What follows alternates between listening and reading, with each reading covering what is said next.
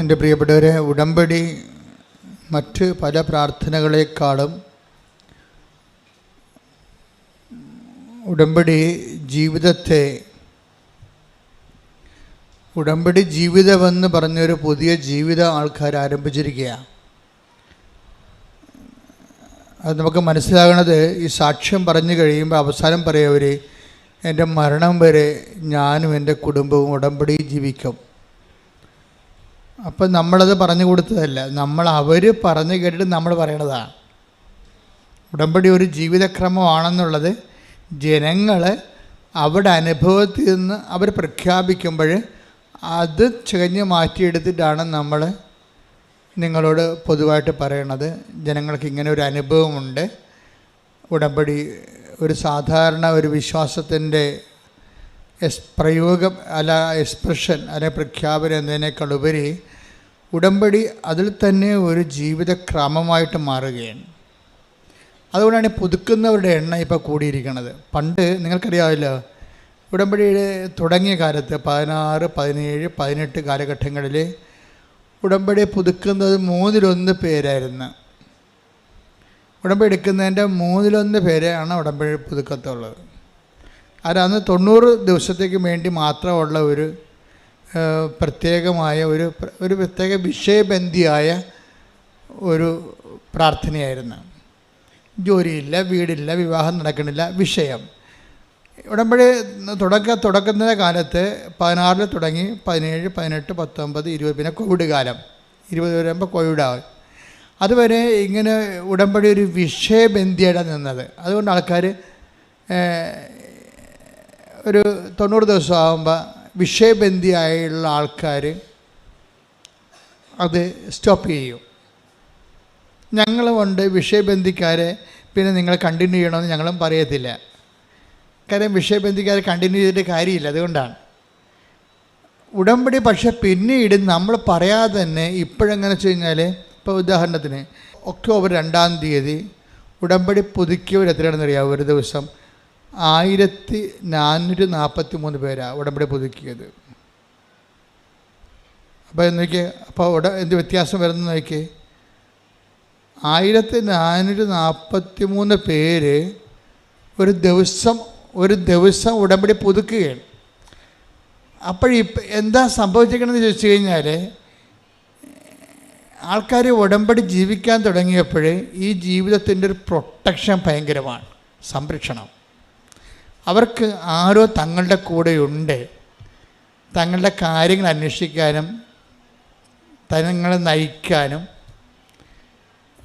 അമ്മയുടെ കൃത്യമായ സാന്നിധ്യം അവരനുഭവിച്ചിട്ട് ഉടമ്പടി നിലനിൽക്കുന്നതാണ് നല്ലത് എന്ന് തോന്നണം. പിന്നെ മുമ്പത്തേക്കാൾ സന്തോഷം, കുടുംബത്തിലൊക്കെ വിശുദ്ധീകരണം, വചന വായനയൊക്കെ ഉള്ളത് കാരണം നല്ല ആധ്യാത്മികമായ പരിസരം, തിന്മയിൽ വീഴാതിരിക്കാനുള്ള ഒരു സംരക്ഷണം, ആകപ്പാടെ വല്ലാത്ത ഒരു ദൈവമായ അഭിഷേകത്തിൻ്റെ ഒരു കാലം. അപ്പം അതുകൊണ്ടാണ് ആൾക്കാർ സാക്ഷ്യം പറയുമ്പോഴും നമ്മളാരും പറഞ്ഞിട്ടില്ല, അവർ തന്നെത്താൻ പറഞ്ഞാണ്, ഞാനും എൻ്റെ കുടുംബവും മരണം വരെ ഉടമ്പടി നിലനിൽക്കുമെന്ന്. കാര്യത്തിൽ ഉടമ്പടിയുടെ ഒരു സംരക്ഷണവും, അതുപോലെ തന്നെ ഏത് മേഖലയിൽ ചെന്നാലും ഏത് നമുക്ക് സഹായിക്കാൻ പറ്റാത്ത സ്ഥലത്ത് ചെന്നാലും ദൈവത്തിൻ്റെ ഒരു ഇടപെടൽ നമുക്ക് വ്യക്തമാകും. അവിടെ നമുക്ക് ചിലവൊന്നുമില്ല. ആകപ്പാടുള്ള ചിലവെന്ന് പറയണത്, ഉടമ്പടി നമുക്കുള്ള ഒരു ചിലവെന്ന് പറഞ്ഞാൽ എന്താ? വളരെ സൂക്ഷ്മതയുള്ള ഒരു ചിലവെന്ന് പറഞ്ഞാൽ, ഞാൻ നോക്കിയിട്ട് വിശ്വസ്തതയിൽ വെള്ളം ചേരുന്നുണ്ടോ അത് മാത്രം നോക്കിയാൽ മതി, വേറെ ഒന്നുമില്ല. സിമ്പിളാണ്. മൊത്തം ഉടമ്പടി നമ്മൾ പഠിക്കുമ്പോഴും ആൾക്കാരെ എല്ലാ ദിവസവും ഞാൻ കാണുമ്പോഴും എനിക്ക് മനസ്സിലാകണത്, ഉടമ്പടി സിമ്പിളായിട്ട് കൈകാര്യം ചെയ്യാം. നമ്മൾ ശ്രദ്ധിക്കേണ്ട ഒരു പോയിൻ്റേ ഉള്ളൂ ഉടമ്പടിയിൽ ശ്രദ്ധിക്കേണ്ട. എന്താണ്? വിശ്വസ്തതയിൽ വെള്ളം ചേർക്കുന്നുണ്ടോ എന്ന് നോക്കിയാൽ മതി. കാര്യം ഇത് കോവനൻ്റ് ആയത് കാരണം, ഉടമ്പടി ആയ കാരണം നമുക്ക് വേണ്ടത് വിശ്വാസത്തെക്കാൾ ഉപരി എന്താണ്? പെർസ്വേറിങ് ഫെയ്ത്താണ് വേണ്ടത്. ഫെയ്ത്ത്, നമ്മൾ സാധാരണ മനുഷ്യർക്ക് ഫെയ്ത്ത് മതി. ഉടമ്പടിയിൽ വേണ്ടത് പെർസ്വേറിങ് ഫെയ്ത്താണ്. എന്ന് വെച്ച് കഴിഞ്ഞാൽ ഇങ്ങനെ പിന്തുടർന്ന് നിലനിൽക്കുന്ന ഫെയ്ത്താണ്. എൻഡ്യൂറിങ് ഫെയ്ത്ത് എന്ന് എന്ത് വേണമെങ്കിൽ പറയാം. അതായത് നിലനിൽക്കുന്ന ഒരു വിശ്വാസം. വിശ്വാസത്തിനൊരു കുഴപ്പമുള്ളതെന്ന് വെച്ച് കഴിഞ്ഞാൽ അല്പവിശ്വാസമെന്ന് ഈശോ ഒരു തരം ബ്രാൻഡ് ചെയ്തിട്ടുണ്ട്. ചില വിശ്വാസം ഈശോ വന്നപ്പോഴാണ് ബ്രാൻഡിങ് ഭയങ്കരമായത്. പണ്ട് എല്ലാം വിശ്വാസമാണെന്ന് പറഞ്ഞ ആൾക്കാർ ഇരിക്കുകയായിരുന്നു. യഹൂദന്മാർക്ക് അങ്ങനെ ഒരു ധാരണയായിരുന്നു, വിശ്വാസം എല്ലാം വിശ്വാസമാണെന്ന്. ഈശോ വന്നപ്പോൾ വിശ്വാസത്തിൻ്റെ ഗ്രേഡ് ബ്രാൻഡ് ചെയ്ത്, എന്നിട്ട് ഈശോ പറഞ്ഞു, അല്പവിശ്വാസി, നീ സംശയിച്ചത് എന്തിന്? അപ്പോൾ വലിയ അടുത്തുള്ള അരുമ ശിഷ്യനാണ്. അവൻ്റെ കയ്യിൽ നിന്ന് കൈവിട്ടു പോയി. ഒരു നിമിഷം അവൻ സംശയിച്ചു പോയി. അപ്പോൾ ഉടനെ അടുത്ത് നിൽക്കുന്നത് ആരാണ് എന്ന് മറന്നുപോയി. ക്രിസ്തുവിനേക്കാളുപരി കടലിനെ കണ്ട് അവൻ പേടിച്ചു പോയി. അപ്പോൾ ക്രിസ്തു നിൽക്കുന്ന കാര്യം മറന്നിട്ട് അവൻ്റെ അനുഭവം കാരണം അവൻ പെട്ടെന്ന് സംശയിച്ചു പോയപ്പോൾ അവൻ താഴേക്ക് പോയി. അപ്പോഴാണ് കൈ നീട്ടിക്കൊണ്ട് കർത്താവ് പറയുന്നത്, അല്പവിശ്വാസി. That means short time faith. Short time faith എന്ന് വെച്ച് കഴിഞ്ഞാൽ ആൾക്കാരുടെ കൂട്ടത്തിലുള്ള ഒരു ബ്രാൻഡഡ് ഫെയ്ത്താണ് ഷോർട്ട് ടൈം ഫെയ്ത്ത്. എന്ന് വെച്ച് കഴിഞ്ഞാൽ കുറച്ച് കാലത്തേക്ക് വിശ്വസിക്കുന്നു, വചനത്തെ പ്രതി ക്ലേശവും സങ്കടങ്ങളും ഉണ്ടാകുമ്പോൾ അവൻ വിട്ടുപോകുന്നു. Take the word of God. അതായത് 13:21 വചനം കേട്ടിട്ട് ഉടനെ സസന്തോഷം സ്വീകരിക്കുകയും തന്നിൽ വേരില്ലാത്തതിനാൽ അല്പനേരം മാത്രം നിലനിന്നിട്ട് വചനത്തെ പ്രതി ക്ലേശവും പീഡയും ഉണ്ടാകുമ്പോൾ തൽക്ഷണം വീണു പോവുകയും ചെയ്യുന്നവനാണ് പാറമേൽ വീണ വിത്ത്. ഇതാണ് അല്പനേരം. എന്താണ് അല്പവിശ്വാസി എന്ന് വെച്ച് കഴിഞ്ഞാൽ ഇത് കണക്ട് ചെയ്യണത് പത്രോസിൻ്റെ കടലിൽ മുങ്ങിത്താഴുന്നതുമായിട്ട് ബന്ധപ്പെട്ടതാണ്. കാര്യം ഈശോ എന്താ പറഞ്ഞത്? പ്രഭു, പത്രോസ് പറഞ്ഞു കടലിലെ മീതെ ഈശോയെ കണ്ടപ്പോൾ പത്രോസ് പറഞ്ഞു, പ്രഭു അങ്ങാണെങ്കിലേ എന്നെ കൂടി അങ്ങയുടെ അടുക്കിലേക്ക് വരാൻ അനുവദിക്കുവിൻ. അപ്പോൾ ഈശോ എന്താ പറഞ്ഞു? വരൂ എന്ന് പറഞ്ഞു. അതാണ് വചനം. അപ്പോൾ ആ വരൂ എന്ന് പറഞ്ഞ വചനത്തിലാണ് വിശ്വസിക്കേണ്ടത്. അതിന് പക്ഷേ പത്രോസിന് ആ വരൂ എന്ന വചനം മറന്നുപോയി. പക്ഷെ വചനത്തെ പ്രതി അതിനെ ഈ വരൂ എന്ന് പറഞ്ഞിട്ട് കാര്യമില്ല, അതിനെ പ്രതിയുള്ള കുറച്ച് ക്ലേശങ്ങളുണ്ട്. ആ വരൂ എന്ന് പറഞ്ഞാൽ എളുപ്പമല്ല. Take the bird. പത്രോസ് അവനോട് പറഞ്ഞു, കർത്താവേ അങ്ങാണെങ്കിൽ ഞാൻ ജലത്തിനു മീതെ കൂടി അങ്ങയുടെ അടുത്തേക്ക് വരാൻ കൽപ്പിക്കുക. വരൂ അവൻ പറഞ്ഞു. അപ്പം വരൂ എന്നാണ് അവൻ പറഞ്ഞിരിക്കുന്നത്. പക്ഷെ വരൂ എന്ന് പറഞ്ഞാൽ പിന്നെ ചെല്ലേണ്ട കാര്യം ആരുടേതാണ്? നമ്മുടേതാണ്. അതത്ര ഈസിയല്ല. വരുമെന്ന് പറയുമ്പോൾ ആദ്യത്തെ ഉണ്ടാകുന്ന ചിരിയും സന്തോഷവും ആവേശവും ഒക്കെ കുറച്ച് കഴിയുമ്പോൾ മാഞ്ഞു പോകും. ഓരോ വചനവും നടപ്പിൽ വരാൻ അതിൻ്റെ കറസ്പോണ്ടിങ് പേയ്മെൻറ്റ് എന്ന് വെച്ച് കഴിഞ്ഞാൽ അതിൻ്റെ അർത്ഥം എന്ന് വെച്ച് കഴിഞ്ഞാൽ അത് നടപ്പിൽ വരുത്താൻ ആവശ്യമായ ചെലവ് പടികളുണ്ട്. മനസ്സിലായി? അല്ലാതെ നമ്മൾ വിശ്വസിക്കണമെന്ന് പറഞ്ഞാൽ ദൈവം ഏക്കത്തില്ല. ദൈവം നമ്മുടെ ഒരു വിശ്വാസവും ടെസ്റ്റ് ചെയ്യാതെ എടുക്കത്തില്ല. ഈ കളികളെ കൃത്യമായിട്ട് മനസ്സിലായില്ലെങ്കിൽ നമ്മുടെ ഈ പാരമ്പര്യ വിശ്വാസം കൊണ്ടിരിക്കും, ഒരു പണിയും നടക്കത്തില്ല. ദൈവത്തിൻ്റെ സ്വഭാവം നമ്മൾ എന്ത് കാലെ പിടിച്ച് പറഞ്ഞാലും ദൈവം പറയും, ഓക്കെ പറയണതെല്ലാം ഞാൻ കേട്ടു, പക്ഷേ ടെസ്റ്റ് ചെയ്യാനുണ്ട്. എല്ലാം പത്രോസിനെ വരെ പറയും ടെസ്റ്റ് ചെയ്യാനുണ്ട്. നീ പറയണ കാര്യം സത്യമാണോ എന്ന് എനിക്ക് ടെസ്റ്റ് ചെയ്യണമെന്ന് പറയും. അതുകൊണ്ട് വരുമെന്ന് പറയും. പിന്നെ വരുമെന്ന് പറയുമ്പോൾ നമ്മളൊക്കെ നമ്മളെ കുണങ്ങി ചാടി അങ്ങോട്ട് ചെല്ലും. കുറച്ച് കഴിയുമ്പോൾ ടെസ്റ്റ് വരും. എന്താണ്? പത്രോസ് കടലിനെ നോക്കും, കാലും നനയും. അപ്പോൾ താഴേക്ക് കർത്താവിനെ മാറ്റിയിട്ട് കടലിനായിട്ട് നോക്കുമ്പോൾ യു എന്ന് അങ്ങോട്ട് എടുക്കും. അതായത് കർത്താവിനെ നോക്കിപ്പോയ ആളാണ് പെട്ടെന്നൊന്ന് പകച്ചു പോകും. ഈ പെട്ടെന്ന് പകച്ചു പോണതല്ല, പെട്ടെന്ന് പകച്ചു പോണ അനുഭവങ്ങൾ ദൈവം തരും. മനസ്സിലായില്ലേ? അത് നമ്മളെപ്പോഴും ശ്രദ്ധിക്കണം. പെട്ടെന്ന് പകച്ചു പോണതല്ല. പെട്ടെന്ന് നമുക്ക് പകച്ചു പോകുന്ന രീതിയിലുള്ള അനുഭവങ്ങൾ ദൈവം തരും. ഇപ്പം നിങ്ങൾ ഇപ്പോൾ ഭർത്താവിൻ്റെ കള്ളുകുടി മാറാൻ പ്രാർത്ഥിച്ച്, അല്ലെങ്കിൽ അയാളുടെ സംശയ രോഗം മാറാൻ വേണ്ടി പ്രാർത്ഥിച്ചു. അപ്പോൾ 2 ദിവസം അയാളുടെ സംശയം മാറി.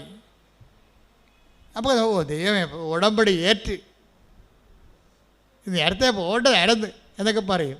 കുറച്ച് കഴിയുമ്പോൾ അയാൾക്ക് പണ്ട് പത്രക്കാരനെ മാത്രമേ സംശയം ഉണ്ടായിരുന്നുള്ളൂ, ഇപ്പോൾ ഇൻസ്റ്റാൾമെൻറ്റുകാരനെ കൂടി സംശയമായി.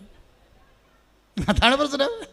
ഒരാഴ്ച പുള്ളിക്ക് കുഴപ്പമൊന്നുമില്ലായിരുന്നു, പത്രക്കാരനെ മാത്രമേ പുള്ളിക്ക് പണ്ട് സംശയം ഉണ്ടായിരുന്നു. ഉടമ്പടി എടുത്തപ്പോൾ ഇൻസ്റ്റാൾമെൻറ്റുകാരനെ കൂടി സംശയമായി. പകച്ചു പോയി നമ്മൾ പെട്ടെന്ന്. അപ്പോൾ എന്ത് ചെയ്യും? ഇനിയിപ്പോൾ നീലത്തിരി കത്തിച്ചിട്ട് എന്ത് കാര്യം, പച്ചത്തിരി കത്തിച്ചിട്ട് എന്ത് കാര്യം? കണ്ട സംഭവം തരും. പേയ്മെൻറ്റ് വിരണ കണ്ടില്ലേ? ഇതിൻ്റെ ഉടമ്പടി വഴികളിലുള്ള പേയ്മെൻറ്റ് നോക്കണം. അത് ഇതിനകത്ത് നമ്മൾ എന്ത് വിശ്വസിക്കണമെന്ന് പറഞ്ഞാലും നമ്മുടെ അപ്പനേക്കും അമ്മയേക്കും മക്കളും എല്ലാവരും ഏക്കും, പക്ഷേ ദൈവം മാത്രം ഏക്കത്തില്ല. ടെസ്റ്റ് ഉണ്ടെന്ന് പറയും. ഇത് ടെസ്റ്റെന്ന് പറഞ്ഞ വിശ്വാസമാണോ? ഇത് മരണം വരെ ടെസ്റ്റുകളുണ്ടാകും. അതാണ് ഈശോ പറഞ്ഞ പ്രലോഭനങ്ങൾ ഉണ്ടാവേണ്ടതാണ്. 18:7 എടുത്ത് മത്തായി സുവിശേഷം ശ്രദ്ധിക്കട്ടെ. ഹല്ലേലൂയ ഹല്ലേലൂയ ഹല്ലേലൂയ യേശുവേ നന്ദി, യേശുവേ സ്തുതി. ഹല്ലേലൂയ ഹല്ലേലൂയ ഹല്ലേലൂയ. മത്തായി 18:7 പ്രലോഭനങ്ങൾ നിമിത്തം ലോകത്തിന് ദുരിതം. ദുരിതമാണല്ലേ? പ്രലോഭനങ്ങൾ ഉണ്ടാകേണ്ടതാണ്, മാറ്റാൻ പറ്റത്തില്ല. പ്രലോഭനങ്ങൾ നിമിത്തം ലോകത്തിന് എന്ന് പറഞ്ഞ പ്രലോഭനങ്ങൾ നിമിത്തം ലോകത്തിന് ദുരിതം. അല്ല, പ്രലോഭനം നല്ലതല്ല, ദുരിതം തന്നെയാണ്. അതിതുപോലെ ഇടയ്ക്കിടെ നമ്മൾ അപ്രതീക്ഷിതമായിട്ട് നമ്മൾ വിചാരിക്കുമ്പോൾ, ഉടമ്പടി എടുക്കുമ്പോൾ, ഉടമ്പടി ജീവിക്കുമ്പോൾ നമ്മൾ പ്രതീക്ഷിക്കുന്ന ഒരു പ്രതീക്ഷ ഉണ്ടല്ലോ, ഈ പ്രതീക്ഷ ചില സമയത്ത് നേരെ കടകവിരുദ്ധമായിട്ട് സംഭവിക്കും. ഇതാണ് പ്രലോഭനം എന്ന് പറയുന്നത്. പ്രലോഭന നിമിത്തം എന്താ സംഭവിക്കണത്? ലോകത്തിന് നമുക്ക് ദുരിതം. അതാ ഒന്ന് പറഞ്ഞേ, പ്രലോഭനങ്ങൾ നിമിത്തം ലോകത്തിന് ദുരിതം. പ്രലോഭനങ്ങൾ ഉണ്ടാകേണ്ടതാണ്. അയ്യോ, ഇത് കണ്ട, ഇത് ഇൻഡിസ്പെൻസിബിൾ ആണ്. അതായത് അച്ഛനായാലും കത്തനായാലും കപ്പേരായാലും കർദിനാളായാലും സംഭവം മാറ്റാൻ പറ്റത്തില്ല. എന്താ കാര്യം? ഇതുള്ളതാണ്. ഇതിൻ്റെ ഈ ഫെയ്ത്ത് പാക്കേജിൻ്റെ കൂടെ ഉള്ളതാണ് ടെസ്റ്റ്. പ്രലോഭനം എന്നൊരു ടെസ്റ്റ്. കാര്യം നമ്മളുടെ വിശ്വാസം എന്ന് പറഞ്ഞാൽ ടെസ്റ്റ് ചെയ്യട്ടെന്ന് പറയുന്നത്, ടെസ്റ്റ് ചെയ്യാതെ എടുക്കത്തില്ല. അതിന് ചിലപ്പോൾ അതിനെ പറ്റിയിട്ടുള്ള ടെസ്റ്റ് ചെയ്യാൻ പറ്റിയിട്ടുള്ള പല തരത്തിലുള്ള ഗെയിംസ് തരും നമ്മൾ ടെസ്റ്റ് ചെയ്യാൻ പറ്റിയ, അല്ലെങ്കിൽ പ്രോബ്ലംസ് തരും. നമുക്ക് അധ്യാത്മം വരുമ്പോൾ അത് പ്രോബ്ലമാണ് വരണത്. പ്രശ്നങ്ങൾ തരും ടെസ്റ്റ് ചെയ്യാൻ പറ്റിയ. ഈ പ്രശ്നത്തിൽ ഇപ്പം ഈ ദിവസങ്ങളിൽ ഒരു സാക്ഷ്യം ഉണ്ടായി. ഒരു കായംകുളത്തുകാരാണ് സാക്ഷ്യം പറഞ്ഞിരിക്കുന്നത്. പുള്ളിക്കാരൻ്റെ സാക്ഷ്യം ഭയങ്കര രസമാണ്. പുള്ളിക്കാരനും വൈഫും ആണ് വിഷയം. എന്ന് കഴിഞ്ഞാൽ അവർക്ക് 8 കൊല്ലമായി അവർ കല്യാണം കഴിച്ചിട്ട് ഇതുവരെക്കും മക്കളില്ല. ഞാൻ കത്തോലിക്കനൊക്കെയാണ്, പക്ഷേ എനിക്ക് വിശ്വാസമൊന്നുമില്ല എന്ന് പറയും. എന്തൊരു കഷ്ടമാണല്ലേ, എന്തൊരു കഷ്ടമെന്ന് വെച്ചാൽ വല്ലാത്ത കഷ്ടമാണ്. ദൈവം എല്ലാ സംവിധാനവും വിശ്വാസത്തിന് കൊടുത്തിട്ടും കോടികൾ മുടക്കി അച്ഛന്മാരെയും പള്ളികളെയും എല്ലാം സ്ഥാപിച്ചിട്ടും കുറേ ആൾക്കാർക്ക് വിശ്വാസമില്ലെന്ന് പറഞ്ഞാൽ അത് അയാളുടെ മാത്രം ഫോൾട്ടാണ്, ദൈവത്തിൻ്റെ അല്ല. ദൈവം എല്ലാ സാഹചര്യവും ഉണ്ടാക്കിയിട്ടുണ്ട്.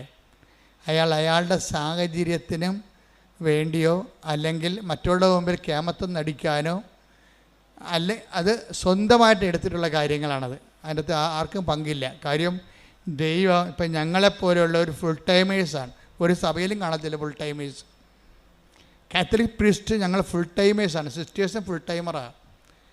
ഈ ഒരു വിശ്വാസത്തിന് വേണ്ടി ജീവിതം വീട്ടിൽ നിന്ന് ഇറങ്ങി പോകുന്ന ആൾക്കാരാണ്. വീട്ടിൽ നിന്ന് ഇറങ്ങി ഒരു ജന്മം മൊത്തം പോയി പഠിച്ച് തിരിച്ച് നിങ്ങളടുത്ത് വരുമ്പോൾ സഭയുടെ ചിട്ടവട്ടങ്ങൾ ബിഷപ്പൊക്കെ എന്നാ പറയണമെന്ന് കേട്ടിട്ട് അതനുസരിച്ച് അനുദിനം ജീവിക്കുന്ന ആൾക്കാരാണ്.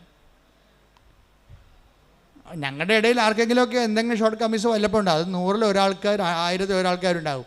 അത് കുറച്ച് കഴിയുമ്പോൾ അവർ തിരുത്തും. അത് മനുഷ്യന്മാരായ ചിലപ്പോൾ തെറ്റൊക്കെ വരും, അതൊക്കെ തിരുത്തും. പക്ഷേ എന്നാലും ആ ലൈഫ് കമ്മിറ്റ്മെൻ്റ് എന്ന് പറയുന്നത് നിങ്ങൾക്കറിയാമല്ലോ, ഒരു സ്ഥലത്ത് ഒരു ജീവിത രീതി ഒരാഴ്ച ഒരു മാസം നമ്മൾ അനുവർത്തിക്കുമ്പോൾ തന്നെ മനസ്സിലാവും എന്ത് പാടാണെന്ന്. അപ്പോൾ ഇത്രയും സംവിധാനങ്ങൾ ദൈവം നിങ്ങൾക്ക് ഉണ്ടാക്കി ഇട്ടിട്ട് അവനൊരു വിശ്വാസത്തിൻ്റെ കുടുംബത്തിൽ ജനിച്ചിട്ട് അവന് വിശ്വാസമില്ല എന്ന് പറഞ്ഞാൽ അത് അയാളുടെ മാത്രം ഉത്തരവാദിത്വമാണ്, വേറെ ആരും എൻ്റെ അടുത്ത് ബാധകമല്ല. പുള്ളി അതിന് പറഞ്ഞ ന്യായം എന്ന് വെച്ച് കഴിഞ്ഞാൽ പുള്ളി പറഞ്ഞ ഇതാണ്, എനിക്ക് ശാസ്ത്രമാണ് വിശ്വാസമെന്നാണ്, ദൈവമല്ല.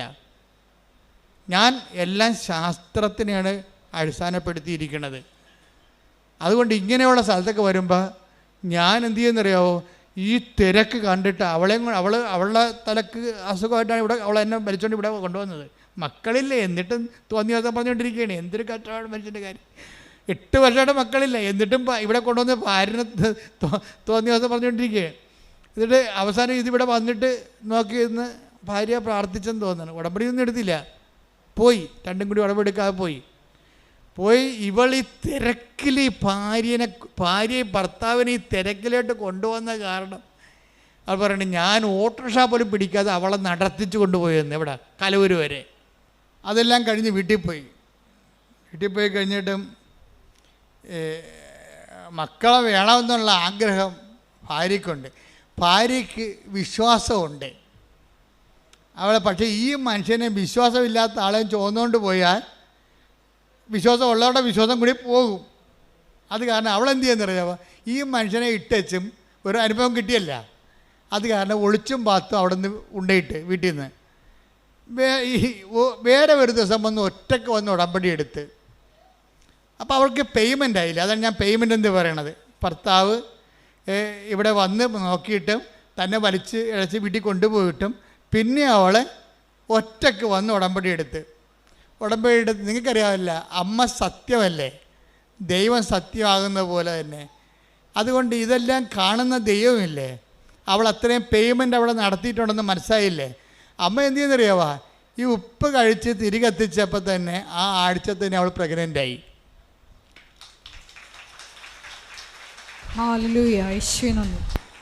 ആഴ്ച പ്രഗ്നൻ്റായി. അപ്പം ഭർത്താവിന് വിശ്വാസമായി. കാര്യം എന്താണ്, ഇയാൾ ശാസ്ത്രം പറഞ്ഞിരുന്നിട്ട് IVF പല പരിപാടിയൊക്കെ ചെയ്തില്ല അങ്ങേര്, എന്നിട്ട് ഒന്നും നടന്നില്ലല്ലോ. അവസാനം ഇവിടെ അമ്മയടുത്ത് വന്നപ്പോൾ ഒറ്റ വരവിന് ഒരാഴ്ച കൊണ്ട് തന്നെ അവൾ പ്രഗ്നൻ്റായി. ആ കുട്ടിയെ കിട്ടിയപ്പോൾ തന്നെ അയാൾക്ക് ഭയങ്കര സന്തോഷമായി. കാര്യം അയാളുടെ ശാസ്ത്രം അവിടെ പരാജയപ്പെട്ട കാരണം അയാൾ വിശ്വാസത്തിലേക്ക് വന്ന്. പിന്നെ എന്താ വെച്ച് കഴിഞ്ഞാൽ, പിന്നെ ആദ്യത്തെ കുഞ്ഞ് ജനിച്ച് കഴിഞ്ഞപ്പോൾ തന്നെ രണ്ടാമത്തെ കുഞ്ഞും ജനിച്ച്. അപ്പം അതിന് മറ്റേത് മുല കൂടി മാറിയില്ലെങ്കിൽ പോലും അവർ അഡ്ജസ്റ്റ് ചെയ്ത് രണ്ടാമത്തെ കുഞ്ഞിനെയും കൂടി എടുത്ത്. അമ്മയുടെ ഒരു വിഷയം എന്ന് വെച്ച് കഴിഞ്ഞാൽ, അതായത് രണ്ടാമത്തെ കുഞ്ഞിനെയും കൂടി കിട്ടിക്കഴിഞ്ഞപ്പോൾ 8 കൊല്ലമായിട്ട് കുഞ്ഞില്ലാത്ത ആൾക്കാരാണ്. ഒരു പിക്ചർ മാറുന്ന മാറ്റം കണ്ടില്ലേ, ഉടമ്പടിയിലൂടെ പിക്ചർ മാറുന്ന മാറ്റം കണ്ടില്ലേ. അതായത് ഈ രണ്ടാമത്തെ കുഞ്ഞിനെയും കിട്ടിക്കഴിഞ്ഞപ്പോൾ മൂന്നാമത്തെ കുഞ്ഞിനെയും പ്രഗ്നൻ്റായി. അതോടുകൂടി ആ ചേടത്തിയുടെ പടം കൊഴിഞ്ഞ്. നമ്മൾ വിശ്വാസികളെന്ന് പറയുന്ന ആൾക്കാർ പക്ഷേ ദൈവം അംഗീകരിക്കത്തില്ല. അതാണ് പ്രശ്നം, ദൈവം അംഗീകരിക്കത്തില്ല. ഇപ്പം എന്ത് ചെയ്ത്, അവൾക്ക് ഈ കുഞ്ഞിനെ മൂന്നാമത്തെ കുഞ്ഞിനെ കൊല്ലണം. കണ്ടാ എങ്ങനെയുണ്ട് പരിപാടി. പണ്ടൊരു കുഞ്ഞിന് വേണ്ടി തെണ്ടി നടന്നതാണ്. ഇപ്പം മൂന്നാമത്തെ കുഞ്ഞിനെ കണ്ടപ്പോൾ ഭർത്താവിൻ്റെ അടുത്ത് വന്ന് രാത്രിയും പകലും ഇവൾ നിലവിളിക്കുകയാണ്. എന്തിനാണ്, നമുക്കിതിനെ അബോർട്ട് ചെയ്ത് കളയാം, നമുക്കിതിനെ അബോർട്ട് ചെയ്ത് കളയാം. എന്താണ്ട് കാര്യം, ഒരു കുഞ്ഞിനെ എങ്ങനെയാണ് കൊല്ലണേടി, നീ എന്താ ഇങ്ങനെ പറയണത്. അപ്പോൾ അയാൾക്ക് വിശ്വാസം ഇല്ലെന്ന് പറഞ്ഞെങ്കിലും ഇപ്പം വിശ്വാസം കിട്ടിയപ്പോൾ അയാൾക്ക് സത്യസന്ധമായ വിശ്വാസം കിട്ടി. അയാൾ പറയണത് കൊലപാതകമല്ലേ ഇവൾ പറയണത്. വെച്ചാൽ നമുക്ക് എന്തെങ്കിലും കിട്ടുമ്പോൾ നമുക്കൊരാശ്വാസം സന്തോഷം ഉണ്ടാകുമ്പോൾ വിശ്വാസമുണ്ട്. ആ വിശ്വാസത്തിന് വേണ്ടി നമ്മൾ വില കൊടുക്കേണ്ടി വരികയാണെങ്കിൽ, അയ്യോ എൻ്റെ 5 പൈസ ഇല്ലെന്ന് പറയും, ഞാൻ ചെയ്യത്തില്ല, നമുക്ക് വേണ്ടെന്ന് പറയും. കണ്ട, ഇത് ഇങ്ങനെയൊക്കെയുള്ള കള്ള വിശ്വാസങ്ങൾ ആൾക്കാർക്കുണ്ട്. അതാണ് വിശ്വാസത്തിൻ്റെ ഗ്രേഡ് തിരിക്കണതിൻ്റെ കാര്യം. വലിയ വിശ്വാസം, ചെറിയ വിശ്വാസം എന്നൊക്കെ ഈശോ പറയത്തില്ലേ. അതിൻ്റെ കാര്യം അല്പവിശ്വാസമുണ്ട്, ചെറിയ വിശ്വാസമുണ്ട്, വലിയ വിശ്വാസമുണ്ട്. അപ്പോൾ ഈ വിശ്വാസത്തിന് പേയ്മെൻറ്റ് കൊടുക്കണ അനുസരിച്ചാണ് വിശ്വാസം വലുതാകണത്. ദൈവം എപ്പോഴും നോക്കണത് വലിയ വിശ്വാസം എന്നാണ് പറയണതെന്നുണ്ടെങ്കിലും അതെന്താ ട്രൂ ഫെയ്ത്ത് എന്നാണ് ഉദ്ദേശിക്കുന്നത്, സത്യവിശ്വാസം എന്ന് വെച്ചാൽ ടെസ്റ്റഡ് ഫെയ്ത്താണ് സത്യവിശ്വാസം, അന്ന് കള്ളൻ അല്ല. ഇപ്പം ഇവൾക്ക് വിശ്വാസം ഒരു ടെസ്റ്റ് കൊടുത്തിരിക്കുകയാണ്. ഇവൾ എന്തുകൊണ്ടാണ് രാത്രിയും പകലും ഉറക്കവുമില്ല ഊണുമില്ല, ഇവൾക്ക് ഡിപ്രഷനായി, പ്രഗ്നൻ്റുമാണ്, ഇവൾ ഡിപ്രഷനുമാണ്. ഇവളെ കൊണ്ട് സൈക്കാട്രി കാണിക്കേണ്ടി വന്ന അവസാനം. ഭർത്താവിനാണെങ്കിൽ കുഞ്ഞിനെ കൊല്ലാൻ താല്പര്യമില്ല, ഇവളാണെങ്കിൽ കുഞ്ഞിനെ കൊന്നേ മതിയാകത്തുള്ളൂ. എന്നാടി കാര്യം എന്ന് പറയുമ്പം ആൾക്കാരൊക്കെ കളിയാക്കണം എന്നാണ് കാര്യം. കണ്ട നോക്കിയേ, അപ്പോൾ ദൈവം അവിടെ ഇല്ല. ഇപ്പം ആരാ വന്നിരിക്കുന്നത് ദൈവമായിട്ട്? ആൾക്കാർ വന്നിരിക്കുകയാണ്. ഈ സായിപ്പിനെ കാണുമ്പോൾ കവാത്ത മറക്കുകയും ചെയ്യുന്ന പരിപാടി നമ്മുടെ കയ്യിലുണ്ടെന്ന് ഈശോയ്ക്ക് അറിയാം. അതുകൊണ്ട് ടെസ്റ്റ് ചെയ്യണ പലപ്പോഴും ഒരു സൊസൈറ്റീനെ വെച്ചുകൊണ്ടാണ് ടെസ്റ്റ് ചെയ്യത്തുള്ളൂ. രഹസ്യമായിട്ടുള്ള പരിപാടിയൊന്നുമില്ല. രഹസ്യത്തിൽ അനുഗ്രഹം അടിച്ചു മാറ്റിയിട്ട് സാക്ഷ്യം പറയാൻ പോകാമെന്ന് പറഞ്ഞിരിക്കല്ലേ, പോതില്ല. ഓന്തോടിയ വെയിൽ വരെ, ചെമ്മീൻ ചാടിയ ചട്ടി വരെ നീ തിരിച്ചു വരേണ്ടി വരും. ദൈവത്തിനെ പറ്റിച്ചിട്ട് അനുഗ്രഹം അടിച്ചു മാറ്റിയിട്ട് ആരോടും അറിയാതെ തൻ്റെ കേമത്വമാണെന്ന് പറഞ്ഞുകൊണ്ട് ഇരുന്ന എൻ്റെ പൊന്നു മകനെ മകളെ, ഇവിടെ തന്നെ നീ വരേണ്ടി വരും. വന്നു കഴിഞ്ഞാൽ ഒറ്റ നടക്ക് സംഭവം പോകത്തില്ല. എന്താ കാര്യം? നീ ഫ്രോഡാണെന്ന് ദൈവത്തിന് ആദ്യമേ മനസ്സിലായതാണ്. ഒരിക്കൽ നമ്മളോർക്കുക, നിങ്ങൾക്ക് ഭർത്താവിനെ പറ്റിക്കുക, നാട്ടുകാരെ പറ്റിക്കുക, അയൽവാസികളെ പറ്റിക്കുക, ദൈവത്തിനെ പറ്റിച്ചാൽ ആ പാട് അവിടെ കിടക്കും. ഈ ഗർഭിണികളൊക്കെ 9-ാം മാസം 6-ാം മാസം ആകുമ്പോഴൊക്കെ മൂത്ത പിള്ളേരുണ്ടെങ്കിൽ അമ്മൂമ്മ പറയത്തില്ലേ, എടി കുഞ്ഞ അമ്മയുടെ ചെല്ലല്ലോ, എന്താ ഈ കൊച്ചിന് അകം കൊണ്ട് വയറായിട്ട് വല്ല മാന്തിയിട്ടുണ്ടെങ്കിൽ ആ ഗർഭിണിയുടെ വയറിൻ്റെ കൊച്ചു മാന്തി നഖത്തിൻ്റെ പാട് അങ്ങനെ തന്നെ മരണം വരെ കിടക്കും. എന്താണ്? ശരീരം ലൂസ് ചെയ്തിരിക്കണല്ലേ, ശരീരം ഇളമക്കൊണ്ടിരിക്കുന്ന സമയത്ത് നമ്മളൊരു പാടിട്ടാൽ മതി, അവിടെ കിടക്കും അത്. അതുപോലെ തന്നെ ദൈവത്തിനായിട്ടൊരു പണി കൊടുത്താൽ ആ പാടങ്ങനെ കിടക്കും. ഞാൻ ഇസ്രയേലിൽ ചെന്നപ്പോഴേ, കഴിഞ്ഞ ദിവസം നമ്മൾ ഇസ്രയേലിൻ്റെ ഇത്രയും യുദ്ധം ഉണ്ടെങ്കിലും കർത്താവ് നമ്മളവിടെ ധ്യാനിപ്പിക്കാൻ വിളിച്ചായിരുന്നു. ഞാനിപ്പോൾ കഴിഞ്ഞ ആഴ്ച ഈ സമയത്ത് ജെറുസലേമിൽ ധ്യാനിപ്പിച്ചുകൊണ്ടിരിക്കുകയാണ്. അപ്പം ജെറുസലേമിൽ ഞാൻ ചെല്ലുമ്പോൾ തന്നെ മലയാളികൾ എത്രയോ 100 കണക്കിന് മലയാളികളാണ് വരുന്നത്. അപ്പം ഞാൻ അവരെല്ലാവരോടും ധ്യാനത്തിൻ്റെ സമയത്ത് പറഞ്ഞു, അതായത് നമ്മൾക്ക് സമയത്ത് ഇപ്പം നിങ്ങൾ തന്നെ ഇവിടെ ഇസ്രയേലിലുള്ളവർ, നിങ്ങളിപ്പോൾ പെട്ടെന്ന് ചിന്തിക്കുകയാണ്, ഇവിടെ എനിക്ക് ഭർത്താവിനെ കൊണ്ടുവരാൻ പറ്റത്തില്ലല്ലോ, മക്കളുമായിട്ട് വന്ന് കുടുംബമായിട്ട് ജീവിക്കാൻ പറ്റത്തില്ലല്ലോ, ന്യൂസിലൻഡിൽ പോയാൽ പറ്റുമല്ലോ എന്ന് പറഞ്ഞ് നിങ്ങൾ കെട്ടിയെടുത്ത് ന്യൂസിലൻഡിലേക്ക് പോകാം. അപ്പം അങ്ങനെ ന്യൂസിലൻഡിലേക്ക് പോകാൻ കൊണ്ട് കൈപൊക്കാൻ പറഞ്ഞപ്പോൾ കുറേ എണ്ണം കൈപൊക്കി. ഞാൻ പറഞ്ഞു, രണ്ടാമതൊന്നും ചിന്തിക്കണേ, ഇവിടുന്ന് ചാടറാകുമ്പോൾ ഒന്ന് ചിന്തിക്കണം. എന്താ കാര്യം എന്ന് വെച്ച് കഴിഞ്ഞാൽ എല്ലായിടത്തും എല്ലാ നിയമങ്ങളും എപ്പോഴും മാറിക്കൊണ്ടിരിക്കും. അതെനിക്ക് ജെറുസലേമിൽ ചെന്നപ്പോൾ കർത്താവ് എനിക്കൊരു ഐഡിയ തന്ന്, നിയമം ഇങ്ങനെ ചാടാൻ കുറച്ച് നിപ്പുണ്ട്, നിയമങ്ങൾ മാറിയാൽ അവിടെയും ഇല്ല ഇവിടെയും ഇല്ലാത്ത രീതി വരും. അതുകൊണ്ട് ഇപ്പം ഞാൻ പറഞ്ഞ് കൈവൊക്കെ അണ്ണന്മാരെല്ല പ്രാർത്ഥിക്കുക, കുറച്ച് പ്രാർത്ഥിച്ചിട്ട്. അപ്പോൾ എൻ്റെ കൂടെ ഒരു 10 ആ സമയത്ത് പള്ളിയല്ലായിരുന്നു, പൊതുവെ സാക്രിസ്റ്റി കുറച്ച് പേരെ ഉണ്ടായുള്ളൂ. ആ സമയത്ത് എൻ്റെ മനസ്സിൽ സംഭവം വന്നത് കാര്യം. അപ്പോഴേ ഇതോടുകൂടി ആൾക്കാർക്കൊരു വെളിവായി. എന്താ കാര്യം വെച്ച് കഴിഞ്ഞാൽ, ഇങ്ങനെ ചിന്തിച്ച്, അതായത് ഒരു തെറ്റായ തീരുമാനം ഉണ്ടായാൽ മതി, പ്രൊട്ടക്ഷൻ ഇല്ലെങ്കിൽ പണി കിട്ടും. എന്ന് വെച്ച് കഴിഞ്ഞാൽ നിങ്ങൾ എപ്പോഴെങ്കിലും ദൈവത്തിന് കൊടുക്കേണ്ട മഹത്വം ദൈവത്തിന് കൊടുക്കാതെ സ്വന്തം ഗമയാണെന്ന് വിചാരിക്കുകയോ, അല്ലെങ്കിൽ നിങ്ങളുടെ ബന്ധുക്കൾക്കോ പണത്തിനോ പാർട്ടിക്കോ പറമ്പിനോ പൊന്നിനോ ദൈവത്തിന് പകരം വെച്ചിട്ടുണ്ടെങ്കിൽ ഈ പാടിങ്ങനെ കിടക്കും. ഒറ്റടക്ക് പോകത്തില്ല ഈ സംഭവം. ഇത് എക്സിറ്റ് അടിച്ച് പോയിട്ടുണ്ടെങ്കിൽ ഏത് രാജ്യത്ത് പോലും നിങ്ങൾ എക്സിറ്റ് ആകും കമ്പ്യൂട്ടർ നോക്കുമ്പോൾ. അതുപോലെ നിങ്ങൾ ഒരിക്കൽ ദൈവത്തിന് പണി കൊടുത്തിട്ടുള്ളതാണ്. നിങ്ങളിപ്പോൾ അയ്യോ ഞാൻ സാക്ഷ്യം പറയത്തൊന്നുമില്ല, ഞാൻ ആൾക്കാർ കേൾക്കത്തില്ല, നാത്തൂരുണ്ടാകും, ഇവിടെ അയൽവാസികളുണ്ടാകും, അവർ നാട്ടിൽ പോയി എന്ത് പറയും എന്നെക്കുറിച്ച്, അപ്പം എനിക്ക് ഇങ്ങനെ പ്രശ്നം ഉണ്ടായെന്ന് അറിയത്തില്ലേ.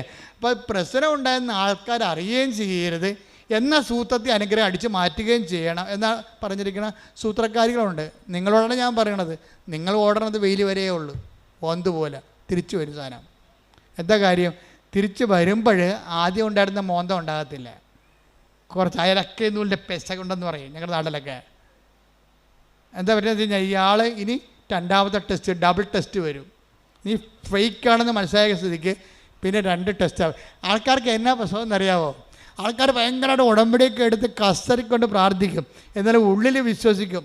ഇതൊക്കെ എല്ലാവരും ഒക്കെ കുറച്ച് കഴിയുമ്പോൾ പറയേ, ഉടമ്പടി എടുത്തില്ലെങ്കിൽ എനിക്ക് കൊച്ചിനെ കിട്ടുമായിരുന്നു.